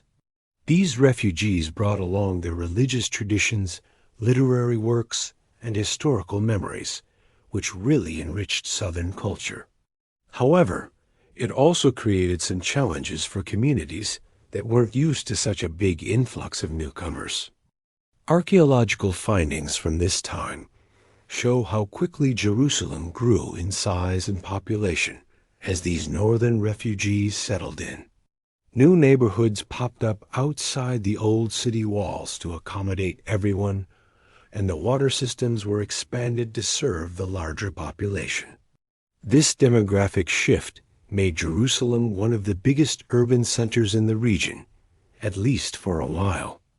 Even though Judah's political significance took a hit, the religious fallout from the northern destruction shook up traditional beliefs about divine protection and the covenant relationship.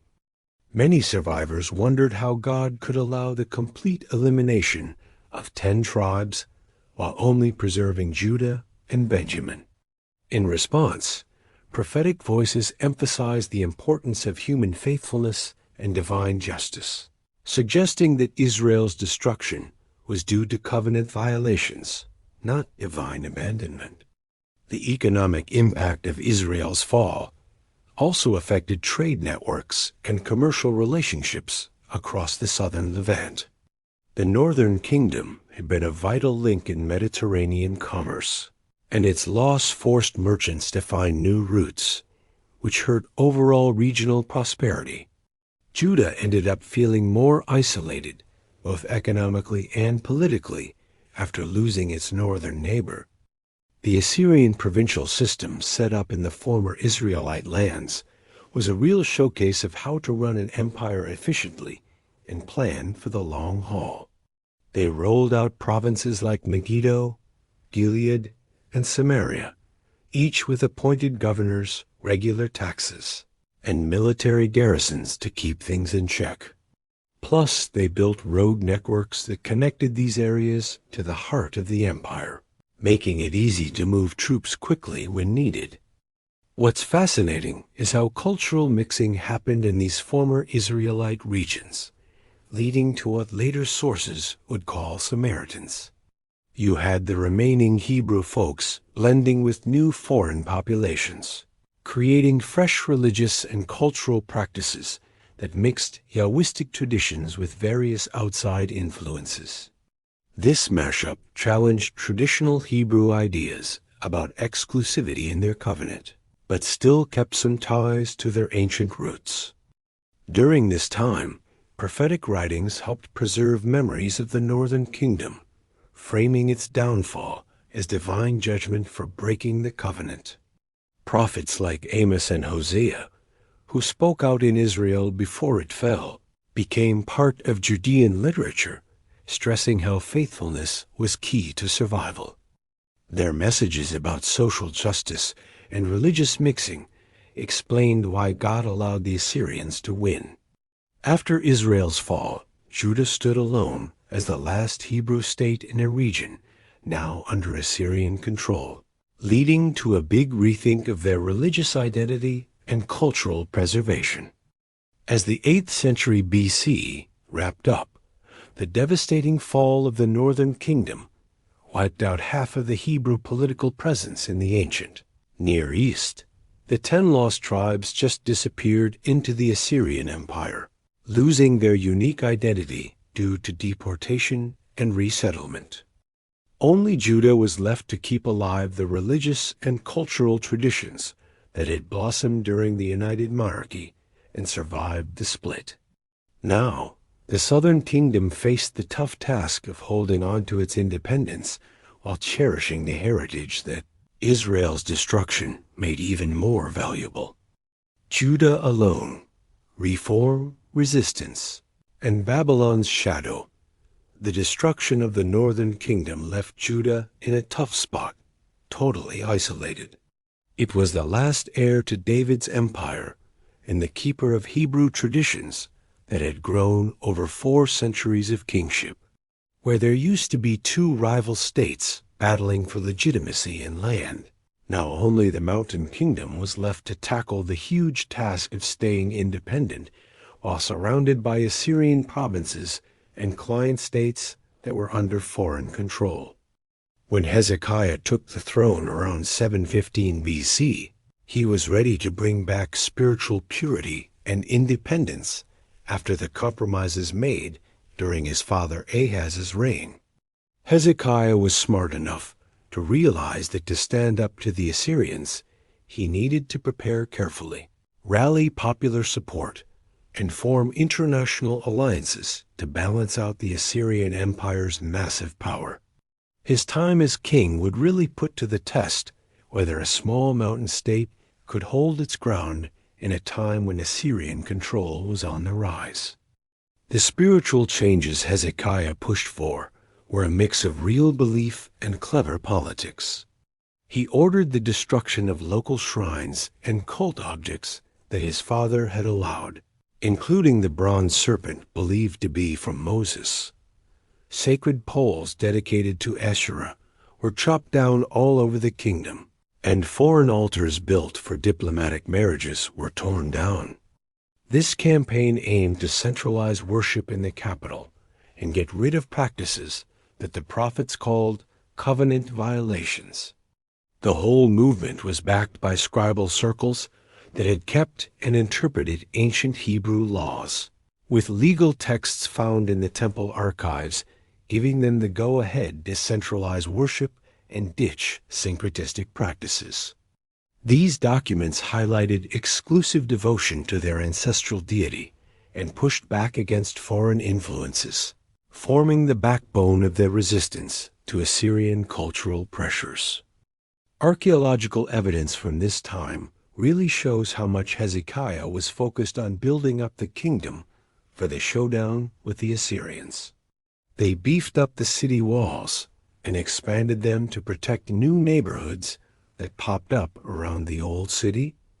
But the crown jewel of this whole effort? A tunnel carved through 533 meters of solid rock to bring water from the Gihon, spring straight into a reservoir within the city walls. Seriously, this tunnel is one of the coolest feats of ancient engineering, showcasing the Mountain Kingdom's skills and the thoroughness of their siege preparations. The work crews started digging from both ends at the same time and met in the middle with impressive precision talk about teamwork. This project took months of tough underground labor in cramped conditions, really testing the workers' commitment to the royal cause. A Siloam inscription, made by the tunnel workers to celebrate their achievement, gives us a rare peek into the human side of these big projects. It tells the story of the thrill when teams heard each other's pickaxes breaking through the last bits of rock, and the joy of that final connection. It's a reminder that these grand efforts involved everyday people whose lives were deeply affected by royal decisions. On the economic front, the kingdom faced the tough challenge of funding all these preparations while keeping the support of the people, especially since their resources were pretty limited compared to the Assyrians. They improved agricultural productivity with terracing projects that made more land usable in the hilly areas. Plus, they encouraged craft production to create goods for trade, which helped bring in cash for weapons and hiring mercenaries.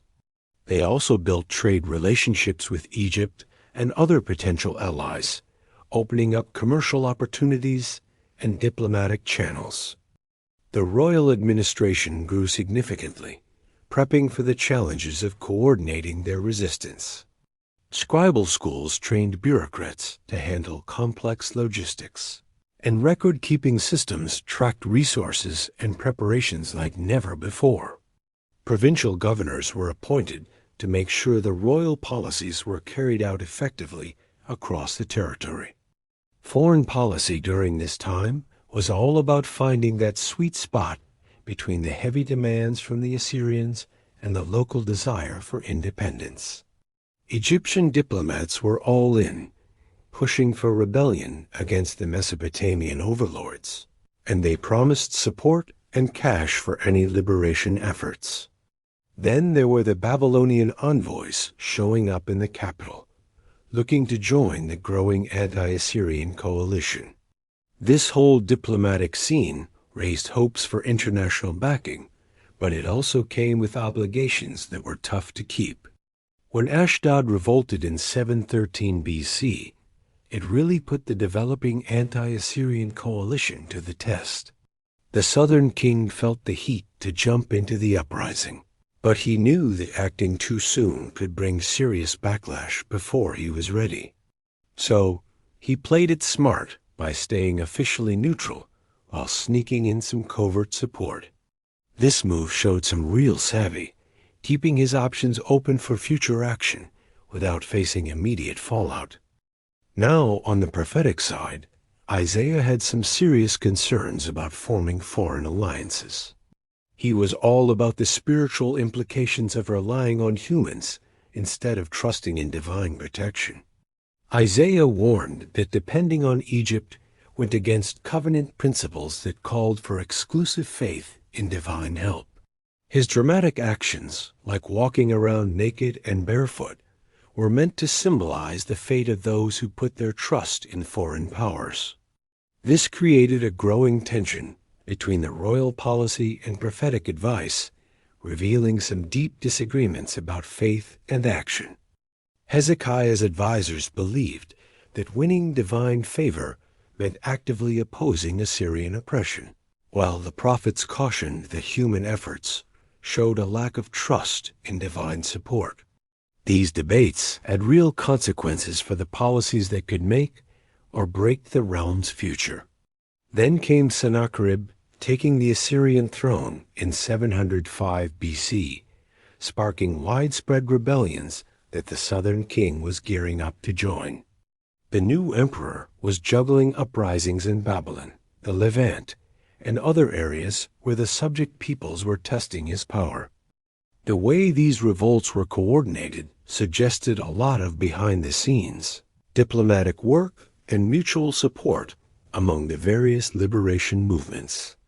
Judah's move into open rebellion was the result of years of careful planning and growing confidence in international support.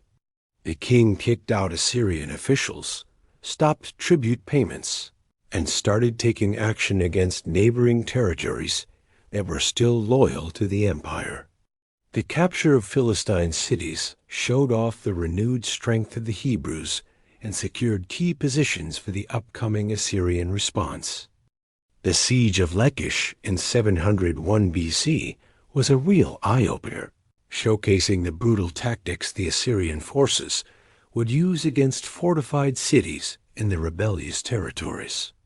This major fortress city, which was super important in the southern realm, faced a devastating assault that combined cutting-edge technology with psychological warfare aimed at breaking the defenders' spirits.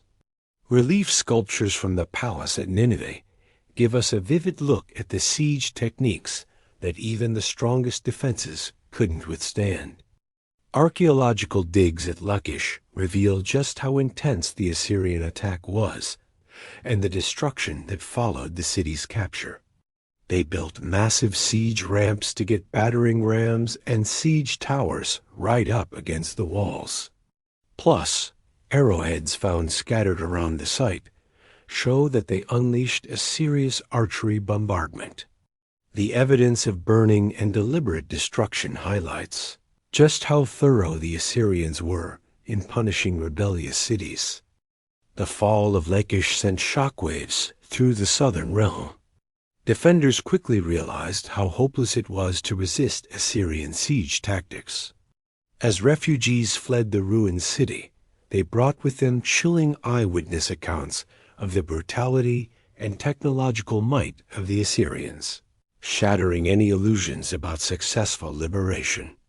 This really shifted the momentum of the rebellion, making other cities rethink the costs of sticking to their defiance. Then came Sennacherib's advance toward the capital, which marked the peak of the Assyrian campaign and put the royal preparations to the ultimate test. The city's strategic position on defensive hills offered natural advantages, and the tunnel and water systems ensured they had enough supplies for a long siege. But things were tough. The surrounding countryside was devastated, refugees were straining resources, and international allies didn't deliver on their promises. The famous showdown between Assyrian officials and the capital's defenders, recorded in both Hebrew and Mesopotamian sources, really highlighted the psychological side of ancient siege warfare.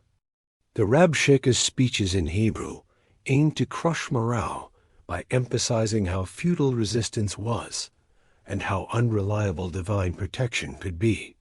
His list of cities that had fallen despite their God's supposed help challenged the very foundation of the liberation movement. The sudden withdrawal of Assyrian forces from around the capital became one of the most celebrated moments in Hebrew history. Whether it was due to a plague in the Assyrian camp, pressure from other rebellions, or divine intervention, the lifting of the siege saved Jerusalem and allowed the southern kingdom to survive a crisis that wiped out many other liberation movements. Hezekiah's tribute payment to secure peace showed both the costs of standing up to the Assyrians and the practical compromises needed for survival.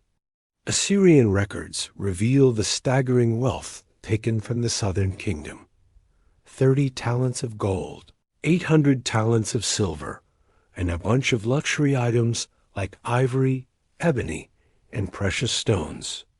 This tribute was a huge chunk of the kingdom's wealth and meant heavy taxation to meet Assyrian demands. In the aftermath, the complex legacy of the liberation movement came to light.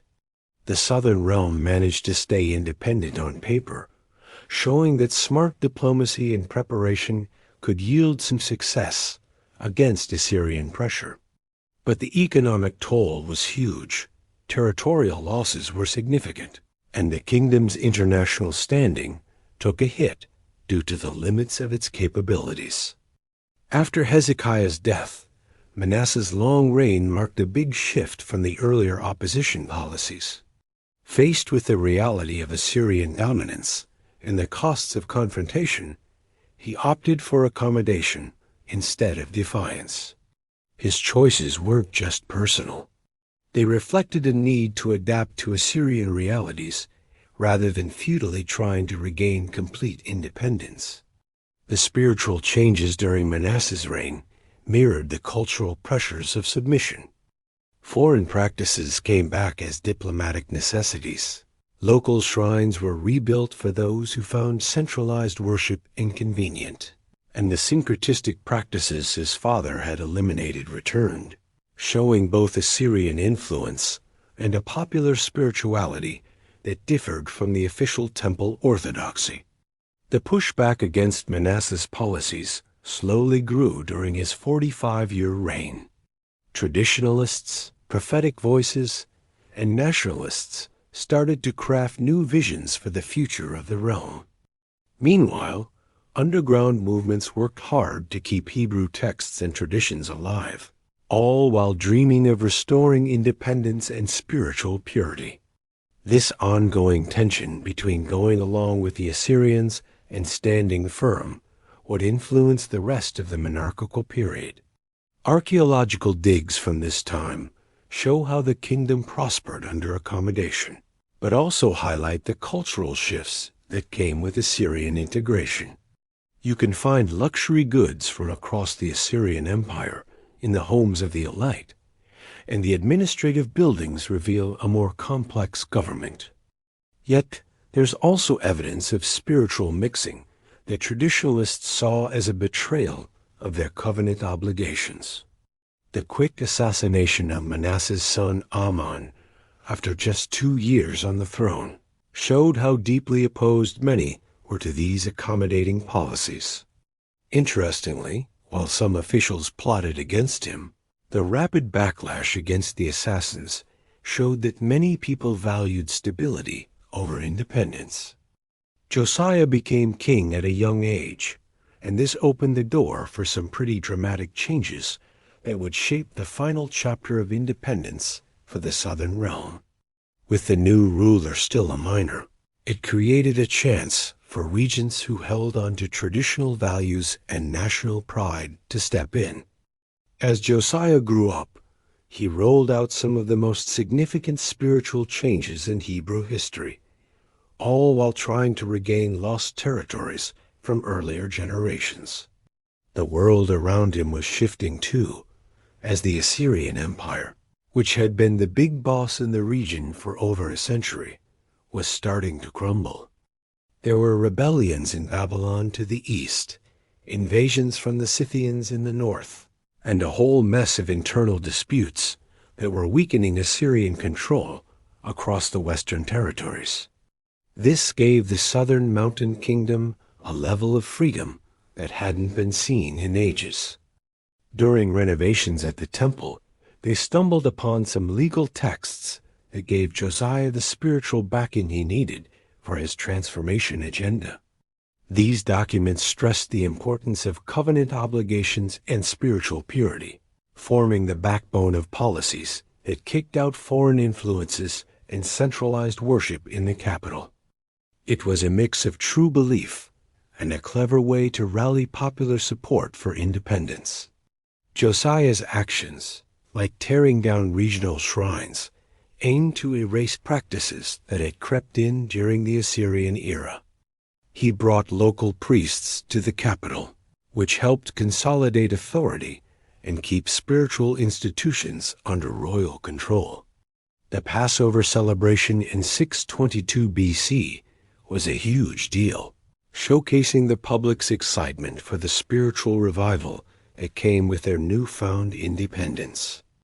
As Josiah's forces expanded into northern territories that were left vulnerable by Assyrian decline, they symbolically destroyed the shrine at Bethel, which removed the spiritual rationale for the ancient division.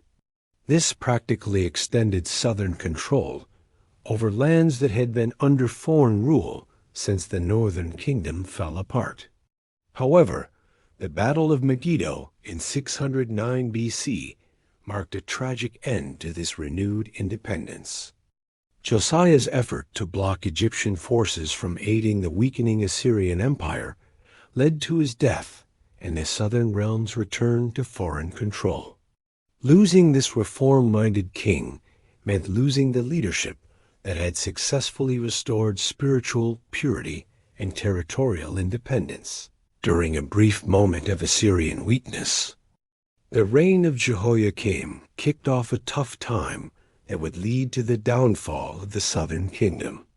This new king, put in place by Egyptian powers after a short-lived predecessor, had the tough job of juggling various demands while trying to keep things stable at home. With Babylon rising as the new powerhouse in the region, the already weakened kingdom found itself under even more pressure that it just couldn't handle. As the 7th century BC wrapped up, the southern mountain kingdom faced its biggest challenge yet. Josiah's changes had really boosted their identity and unity, showing that Hebrew traditions were still strong. But with Babylonian power looming in the east, new challenges were on the horizon, ones that would be tougher than anything past generations had ever faced. Jerusalem falls, Babylonian exile, and the end of the kingdom. The death of Josiah at Megiddo was a real blow, shattering the brief revival that had brought Hebrew independence and spiritual renewal in the last decades of the 7th century. With their reforming king gone, the people of the southern kingdom faced a crisis that would challenge every institution, tradition, and belief that had held them together through 4 centuries of monarchy. The looming Babylonian threat from the east would turn out to be far worse than anything they had faced before, leading not just to political control, but to the total destruction of the temple, the monarchy, and their homeland. Jehoahaz's short 3-month reign showed just how much autonomy the southern kingdom had lost. Pharaoh Necho, fresh off a victory supporting the crumbling Assyrian Empire, kicked Jehoahaz off the throne and put his brother Jehoiakim in charge as an Egyptian puppet. The hefty tribute demanded 100 talents of silver, and 1 talent of gold sucked the royal treasury dry, and highlighted how the kingdom had fallen from independence to a mere pawn in a game between foreign powers. Jehoiakim ruled for 11 years during a time of dramatic change in the Near East, as Mesopotamian forces systematically wiped out what was left of Assyrian dominance and set up a new order. The southern kingdom found itself stuck between Egyptian overlords who wanted loyalty and tribute, and the relentless Babylonian armies sweeping in from the east, clearing every hurdle in their path. The Battle of Carchemish in 605 BC was a game-changer, as Nebuchadnezzar's forces crushed Egyptian power in Syria-Palestine, establishing Mesopotamian dominance over territories that had been hotly contested for ages. The young prince, who would soon become king himself, chased the retreating Egyptian army all the way to the borders of Egypt, showing that the new empire had both the strength and the will to control the entire Levant corridor. Jehoiakim's submission to Babylonian rule was more about survival than loyalty. He knew that standing up to this new power would lead to immediate destruction, while playing along might allow him to keep some autonomy for his beleaguered kingdom. The tribute payments and diplomatic gestures that followed revealed the kingdom's weakness and the ruler's desperate efforts to balance submission with survival. The first deportation in 597 BC kicked off when Jehoiakim's son, Jehoiachin, tried to rebel against Babylonian control after just 3 months on the throne. Nebuchadnezzar's quick response showed how efficient the Eastern administration was, and how futile it was to rebel against the new empire. The young king, along with his mother, court officials, commanders, and thousands of skilled craftsmen, was taken away in chains, the first wave of what would become a defining trauma for the Hebrew people. The Babylonian Chronicle gives us a precise timeline for these catastrophic events. In the 7th year, in the month of Kislev, the king mustered his troops and marched to the land of Hatti. He besieged the city of Judah, and on the 2nd day of the month of Adar, he seized the city and captured the king.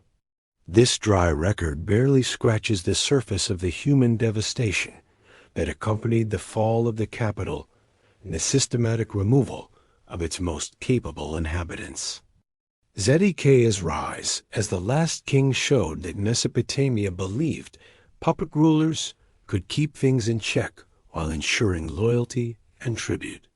But this new king, who was the uncle of the exiled Jehoiachin, took over a kingdom that had lost its leadership, wealth, and many skilled people.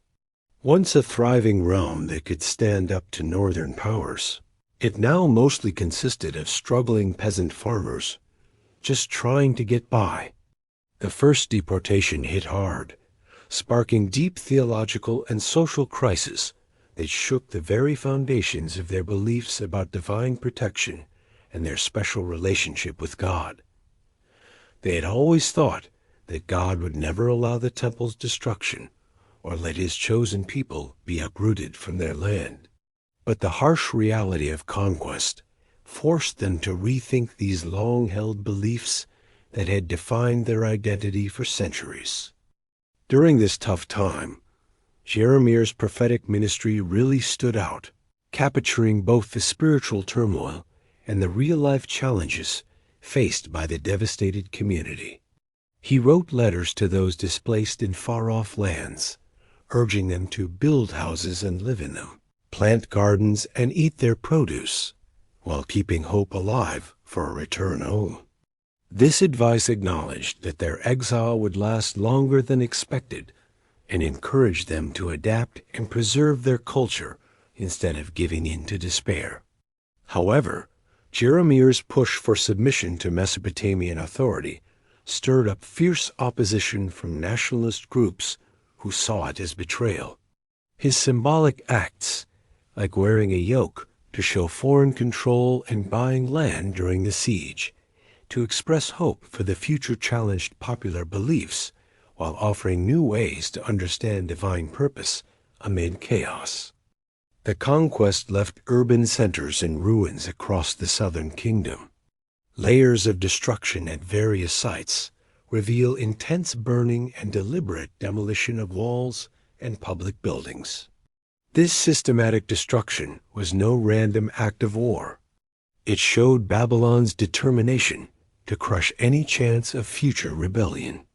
The economic fallout from the conquest caused major social upheaval that touched every part of daily life. Trade networks that once linked the Mountain Kingdom to Mediterranean and Mesopotamian commerce fell apart. Craft production dwindled as skilled artisans were taken away or fled. Farming took a hit too, with many farmers forced into labor or military service. The prosperity of Josiah's reign disappeared in just a generation. Zedekiah was feeling the heat, leading him to make some pretty desperate moves to regain independence. He tried to team up with Egypt and coordinate with other rebellious states. But his secret talks with Pharaoh Hophra were risky business. They broke his loyalty oath to Nebuchadnezzar and didn't really offer much hope for a successful escape from Babylonian control. These diplomatic efforts just showed how impossible it was to stay permanently submissive while also highlighting the futility of standing up to Babylon's power. The final rebellion kicked off around 589 BC, marking the southern kingdom's last shot at independence, even though everyone knew the likely fallout. Zedekiah's choice to join forces with other rebellious states was a mix of popular pressure, elite desperation, and maybe a genuine hope that divine intervention could pull through where human efforts had failed. He knew that failure meant total destruction, yet he felt he had to take that chance despite the odds stacked against him. When Nebuchadnezzar caught wind of this last act of defiance, his response was fueled by personal anger at what he saw as a betrayal and a strategic need to squash the ongoing instability in his western territories. The Babylonian siege of Jerusalem, which started in January 588 BC, was more than just a military operation. It was a full-on campaign aimed at wiping out Hebrew independence for good. The siege tactics were a mix of clever technology and psychological warfare, designed to break down both the city's defenses and the spirit of its people. They built earthwork ramps to get siege engines close to the massive walls that had protected the city for ages. Meanwhile, encircling fortifications cut off supplies from reaching the desperate folks inside. The siege dragged on for nearly 2.5 years, showcasing the strength of the city's defenses and the determination of its defenders. But as food supplies ran low and the countryside remained under Babylonian control, famine set in. Jeremiah's accounts paint a grim picture of starvation, pushing desperate people to cannibalism and moral chaos. Still, the city held on, even through unimaginable suffering. When Egyptian forces briefly lifted the siege, it sparked false hopes that help might come. But the swift Babylonian victory over the Egyptians crushed any remaining illusions about salvation through outside intervention. Ezekiel's visions during this time, while he lived among the earlier deportees in Babylon, offered a unique take on the unfolding disaster. He really shook up traditional ideas about divine protection and loyalty to the covenant. His symbolic actions, like lying on his side for ages, munching on bread baked over human waste, and shaving his head to divide his hair, dramatically illustrated both the destruction to come and the spiritual reasons behind it. When Ezekiel envisioned divine glory leaving the temple, it provided a way to explain the military defeat. It kept the faith in divine power alive while acknowledging that humans had failed to uphold their end of the covenant.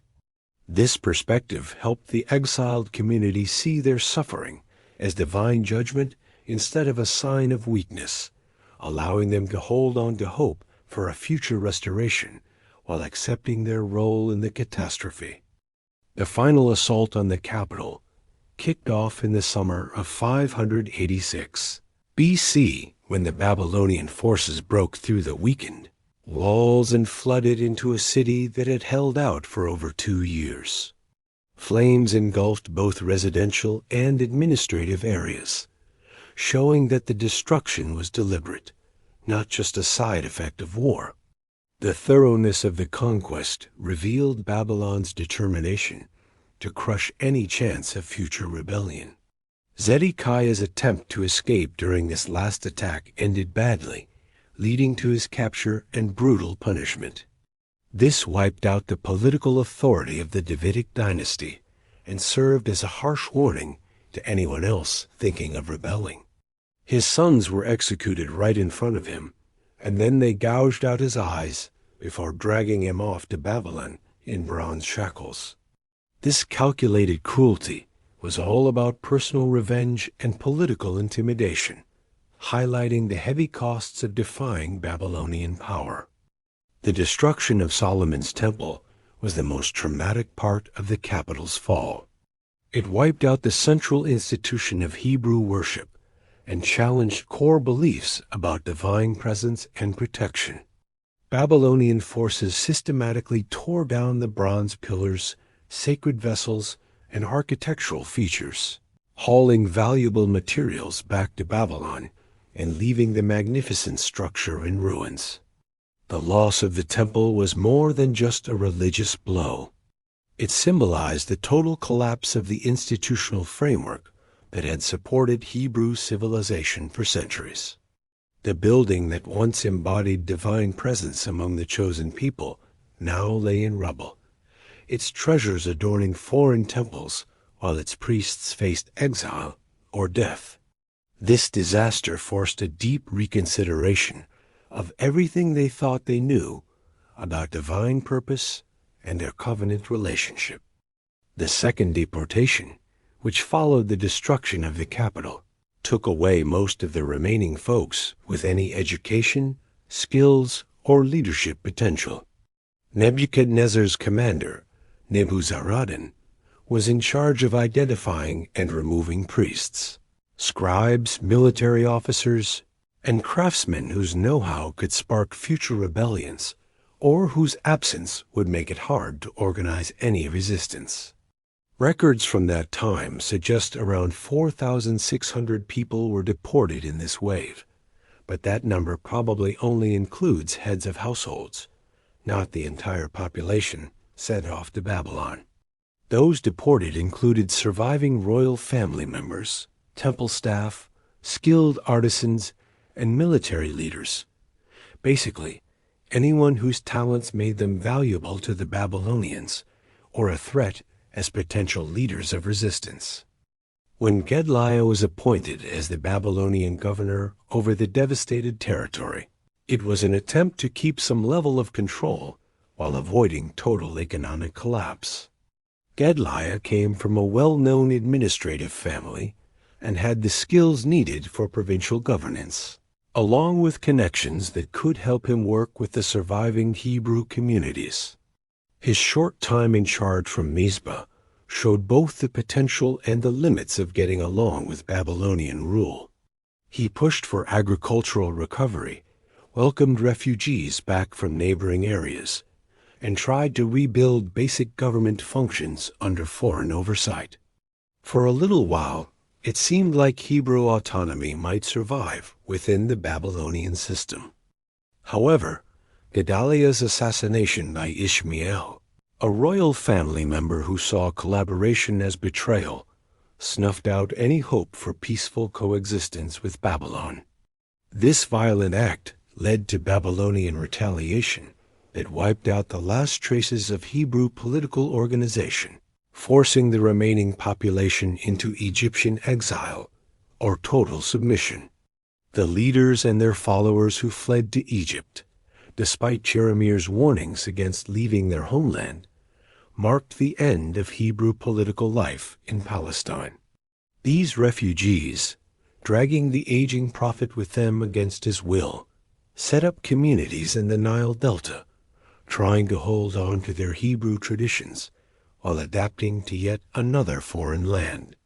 The third deportation, noted in later accounts, likely happened as a Babylonian response to Gedaliah's assassination and the ongoing unrest in the devastated region. In 582 BC, the removal of another 745 individuals wiped out most of the remaining leadership potential and showed just how determined Babylon was to crush any hopes of Hebrew independence or organized resistance. This shift transformed the Promised Land from a thriving kingdom into a sparsely populated Babylonian province, marking one of the most complete political and cultural destructions in ancient history. Surveys of the land revealed a shocking drop in population, with many areas completely abandoned and others reduced to tiny farming settlements that lacked urban features or defenses. But even in this seeming dead end, new beginnings were sprouting among the exiled communities in Babylon.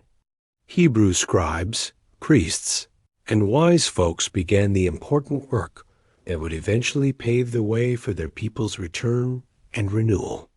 The fall of the earthly kingdom ironically set the stage for fresh forms of religious and cultural identity that would prove to be stronger than any political system. The theological shakeup, brought on by exile and destruction, forced people to rethink everything about divine favor, political success, and the connection between their faith and the temple. From this crisis, new insights about divine purpose emerged, ones that could endure the loss of homeland, monarchy, and temple while keeping hope alive for eventual restoration. As the smoke settled over the ruins of Jerusalem and the last Hebrew exiles were taken into Babylonian captivity, it looked like the 4-century experiment in monarchy had ended in total failure. Yet, the cultural and religious traditions that developed during this time were preserved in the memories and writings of the scattered survivors, laying the groundwork for an incredible story of resilience, adaptation, and eventual return that would redefine Hebrew identity and the connection between faith and political power. Return and remembrance, Persia, restoration, and the legacy of the kingdom's news spread quickly through the scattered settlements in the heart of Mesopotamia. In October 539 BC, Babylon fell to an unexpected conqueror from the eastern mountains overnight. Cyrus the Great pulled off what seemed impossible. He captured the greatest city in the world without a single battle. For the displaced people, who had spent 2 generations adapting to life in foreign lands, this shocking turn of events sparked a flicker of hope that they might one day return to their homeland.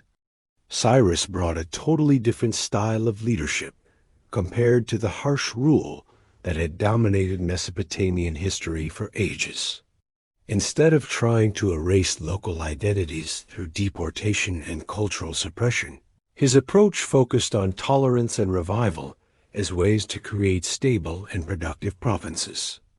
He understood that loyal subjects were way more beneficial for the empire than rebellious ones, so cultural accommodation became a smart strategy rather than just a kind gesture. The Cyrus Cylinder, written shortly after his conquest, laid out his groundbreaking approach to governing diverse populations. I gathered all their former inhabitants and enabled them to return to their habitations. I also brought back to their places the gods of Sumer and Akkad, whom the benighted had brought into Babylon. For the displaced folks, this was an amazing opportunity. Unlike previous conquerors who saw local customs as threats to their rule, Cyrus's administration viewed these traditions as valuable assets that could actually strengthen loyalty when supported properly. Bringing displaced people back to their ancestral lands showcased imperial kindness while creating grateful communities across the vast realm. Shiji-Dar stepped up as the first leader of this revival movement, carrying royal blood as the son of the deposed King Joachim, and having the Persian go-ahead to start the journey home. The first group that left Mesopotamia around 538 BC was mainly made up of spiritual enthusiasts and nationalist dreamers who had the resources and motivation to take the risk of leaving their established lives for an uncertain future in a ravaged homeland. The biblical account keeps detailed lists that reveal the careful planning behind what might seem like a spontaneous migration. Sanctuary personnel, including priests, Levites, singers, and gatekeepers, made up the largest group, reflecting the spiritual drive of the movement. Skilled craftsmen, especially those with construction and metalworking experience, were vital for the rebuilding efforts. Notable families from various tribes kept their genealogical records, preserving tribal identities that had survived 2 generations of displacement. The journey from Mesopotamia to Palestine was no walk in the park. It presented huge challenges that tested both Persian administrative skills and the determination of the displaced. The 1,000-mile trek across deserts and mountains required careful planning, enough supplies, and protection from nomadic raiders who preyed on vulnerable travelers. Imperial officials provided both the necessary paperwork and practical support, showing their commitment to the revival policy despite the costs involved. The first glimpse of the ruined homeland must have been shocking, even for those who braced themselves for destruction. The once magnificent sanctuary, once the pride of civilization, lay in ruins, its massive stones scattered, and its sacred vessels long gone, melted down or taken to foreign shrines. The capital itself had become a mere shadow of its former glory, with broken walls, collapsed buildings, and a sparse population struggling just to grow enough food to survive. Zerubbabel, stepping into leadership, kicked off a whole new chapter in the revival movement. As the grandson of King Jehoiachin, he brought not just royal legitimacy, but also some solid administrative know-how to tackle the big challenges facing the returning folks. Unlike Sheshbazzar, who mainly held a symbolic role, Zerubbabel had the skills to navigate between the Persian authorities, local communities, and the diverse groups involved in rebuilding. The choice to focus on reconstructing the sanctuary wasn't just about faith. It was also a smart move. The settlers knew that without a central place to worship, their scattered communities would likely blend into the surrounding populations and lose their unique identities. Plus, a rebuilt sacred structure would show off imperial kindness and gratitude, serving as a clear sign of a successful policy that could inspire similar revivals in other areas. But of course, not everyone was on board with the reconstruction project. Opposition sprang up right away from those who had settled in the land during the decades of absence. These groups included both the indigenous people who had never been deported and foreign settlers brought in during the Mesopotamian period. They saw the returning exiles as unwelcome competition for limited resources and influence. When the settlers turned down offers to join in the sacred construction, it was out of fear that their project's spiritual purity might be compromised. The Samaritans, who were descendants of a mixed population, from the former northern kingdom, posed the biggest challenge to the revival efforts. They held on to their own traditions that mixed Yahwistic elements with foreign influences, which created theological clashes with the settlers' focus on spiritual purity and exclusive devotion to traditional practices. This rejection of Samaritan involvement in the reconstruction led to long-lasting tensions between groups that shared a common ancestry, but had taken different paths. Building the Second Temple was a slow process, filled with constant challenges that tested the settlers' determination and resources. Material shortages meant builders had to settle for cheaper stones and simpler designs than the magnificent original built by Solomon. Labor shortages also slowed progress, as farmers had to juggle construction work with the agricultural tasks needed for survival. While imperial subsidies helped, they couldn't fully lift the heavy financial burden of such a major project. When the foundation ceremony finally happened in 516 BC, marking the completion of the sacred building after 20 years of ups and downs, emotions ran high among the gathered crowd. Younger settlers and their kids celebrated, seeing the new structure as a sign of divine favor. But the older priests and Levites, who remembered Solomon's temple, wept, knowing that this second temple, while spiritually significant, could never truly match the glory of its predecessor. Haggai and Zechariah stepped in during this time, offering both practical support for the construction project and a deeper understanding of what this revival meant. They believed that even though the new sanctuary was smaller and less fancy than Solomon's original, it would shine with even greater divine glory, playing a key role in renewing fortunes and establishing divine rule over all nations. The fact that Zerubbabel seemed to vanish from historical records around this time has led to some chatter about the empire's worries over messianic expectations linked to the Davidic heir. Some settlers might have seen the completion of the sacred building as a sign that full independence was just around the corner, with Zerubbabel as the divinely chosen king ready to restore sovereignty. This kind of thinking would definitely have raised eyebrows among Persian authorities, who were keen on keeping tight control over their provinces. When Yahud was officially established as a province, it was a mixed bag for the revival movement. On one hand, the people gained recognized status within the imperial system, complete with set boundaries, appointed governors, and permission to collect taxes for local needs and imperial tribute.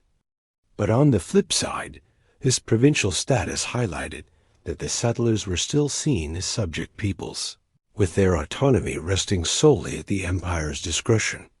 Economic development was slow, but steady as the rebuilt settlements adapted to new circumstances and worked to boost productivity.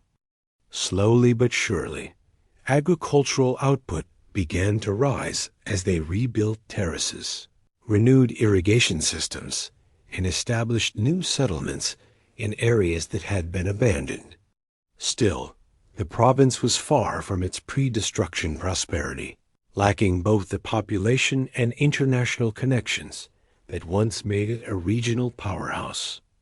Then Ezra arrived around 458 BC, bringing fresh energy and resources to the renewal effort, along with some challenges that tested the spiritual and social foundations built during the first century of Persian rule. This priest and scribe came with the green light to implement sacred law and reorganize life, according to the traditional legal principles that had been preserved during the period of displacement. One of Ezra's most controversial moves was to dissolve marriages between Hebrew men and foreign women, seen as a threat to the population's spiritual purity and cultural identity. This bold step impacted hundreds of families and caused a lot of social upheaval. Yet it also showed how committed the settlers were to maintaining the exclusive identity that helped them survive through displacement and return. The public reading of the law during the Feast of Booths was a turning point, marking the shift from an oral tradition to one focused on written scripture. The emotional impact of the ceremony, with listeners in tears as they heard laws they had forgotten or never known, highlighted the gap between the people and their ancestral traditions, as well as the power of rediscovered identity to change their lives today. Nehemiah's arrival in 445 BC as the appointed governor brought a much-needed mix of practical skills and authority that really complemented Ezra's spiritual leadership. This royal cupbearer had convinced the emperor to back an ambitious project to rebuild the capital's defensive walls, knowing that physical security was key for the settlement's long-term survival and growth. Can you believe it? They completed the wall reconstruction in just 52 days. This amazing feat showcased the community's organizational skills and the power of working together. The quick turnaround came from careful planning, smart division of labor among families and professionals, and a strong determination to finish the project, even with pushback from neighboring groups who saw the fortifications as a threat to their stability. Opposition to the wall project came from several sources, including Sanballat the Horonite, Tobiah the Ammonite, and Geshem the Arab. These leaders represented the regional power structures that had emerged during the Persian Empire's weaker moments. They realized that a fortified and thriving province would challenge their influence and economic interests, making them natural opponents of any revival that boosted Hebrew capabilities. The dedication ceremony for the completed walls was a big deal, marking the end of the physical rebuilding and highlighting the spiritual importance the settlers placed on their new defenses. During the procession around the city, with music and ceremonies, they expressed gratitude for imperial support and confidence in divine protection for their renewed settlement. Nehemiah also tackled some serious social and economic issues that were threatening unity and stability. Debt slavery had become a real problem, with poor families mortgaging their lands and even their kids just to get by, creating a class of dispossessed people without a voice or economic security. Nehemiah's decision to cancel debts and return confiscated properties showed that leadership could address social justice while building solidarity. The Elephantine papyri, discovered later, reveal a Hebrew settlement in southern Egypt that maintained its own sanctuary and practices during this time. This shows that returning to Palestine was just one option for displaced populations. Many had built successful lives in foreign lands and didn't feel the need to leave their new homes for an uncertain future in a devastated homeland. The connection between the Palestinian revival and these diaspora communities created new identities that went beyond borders. Shared traditions, kept alive through letters and travel, formed networks of support and cultural exchange that enriched all communities while allowing them to adapt to their unique environments. The process that shaped the Bible into its final form really shows how the renewed settlement wanted to keep and share the cultural heritage that helped them survive tough times. It also provided guidance for their spiritual and social lives today. Scribal schools played a big role, carefully copying, editing, and organizing traditional texts into collections that would be useful for teaching and worship for generations to come. Another important change was the rise of synagogue worship, which allowed spiritual life to thrive without needing sacrifices or priests.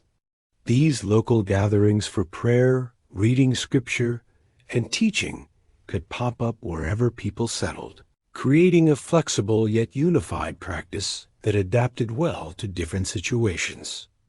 The Persian period didn't just focus on rebuilding physically. It also brought about important theological changes that would shape thinking for ages.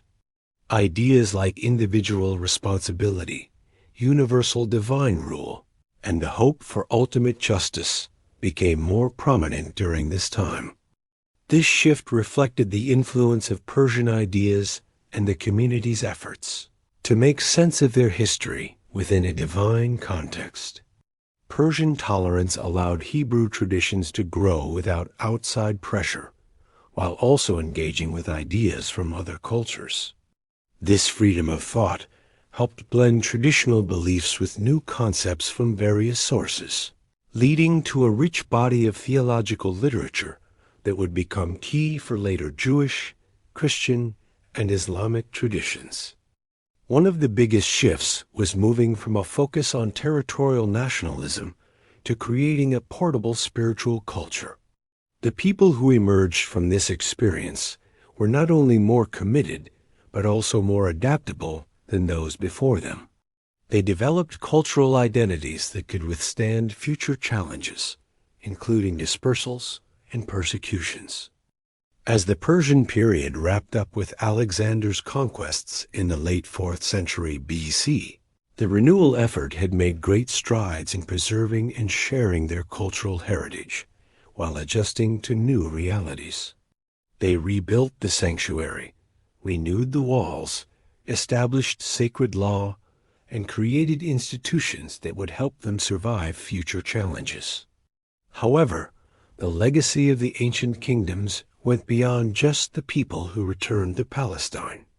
The spiritual and cultural traditions that developed over 4 centuries of monarchy, preserved through displacement and revitalized during the return, created a wealth of intellectual and spiritual resources that would impact human civilization for a long time. The memory of David's kingdom inspired messianic hopes that shaped Jewish, Christian, and Islamic views on divine rule. The legal traditions found in Scripture laid the groundwork for ethical systems throughout the Western world.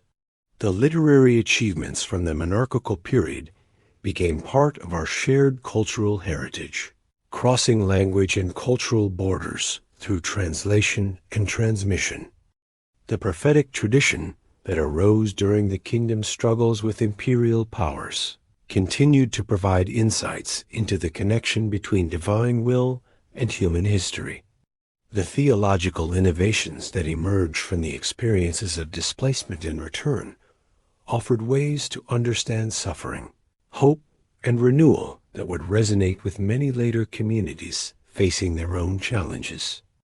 Most profoundly, the transformation of identity from a tribal confederation to a territorial kingdom to a spiritual fellowship demonstrated the possibility of cultural survival and renewal even after apparent complete destruction.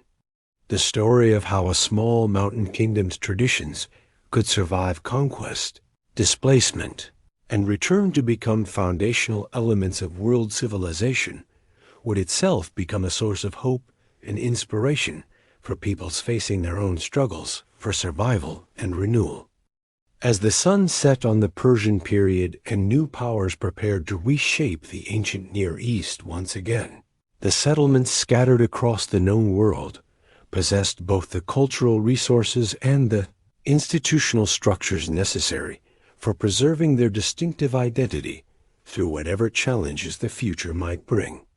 The kingdoms of Israel and Judah had ended, but their legacy would endure as long as human beings sought to understand their relationship with the divine, their obligations to their neighbors, and their hope for ultimate justice and peace. And so, our journey into the past comes to a quiet close. If you're still awake with me, I hope this tale brought you a little peace. If you enjoyed our time together, a gentle like lets me know. And subscribing means you'll never miss the next calm adventure. If you know someone who might need a little comfort tonight, feel free to share this story with them. Thank you, truly, for being here. Until next time. I wish you the sweetest dreams.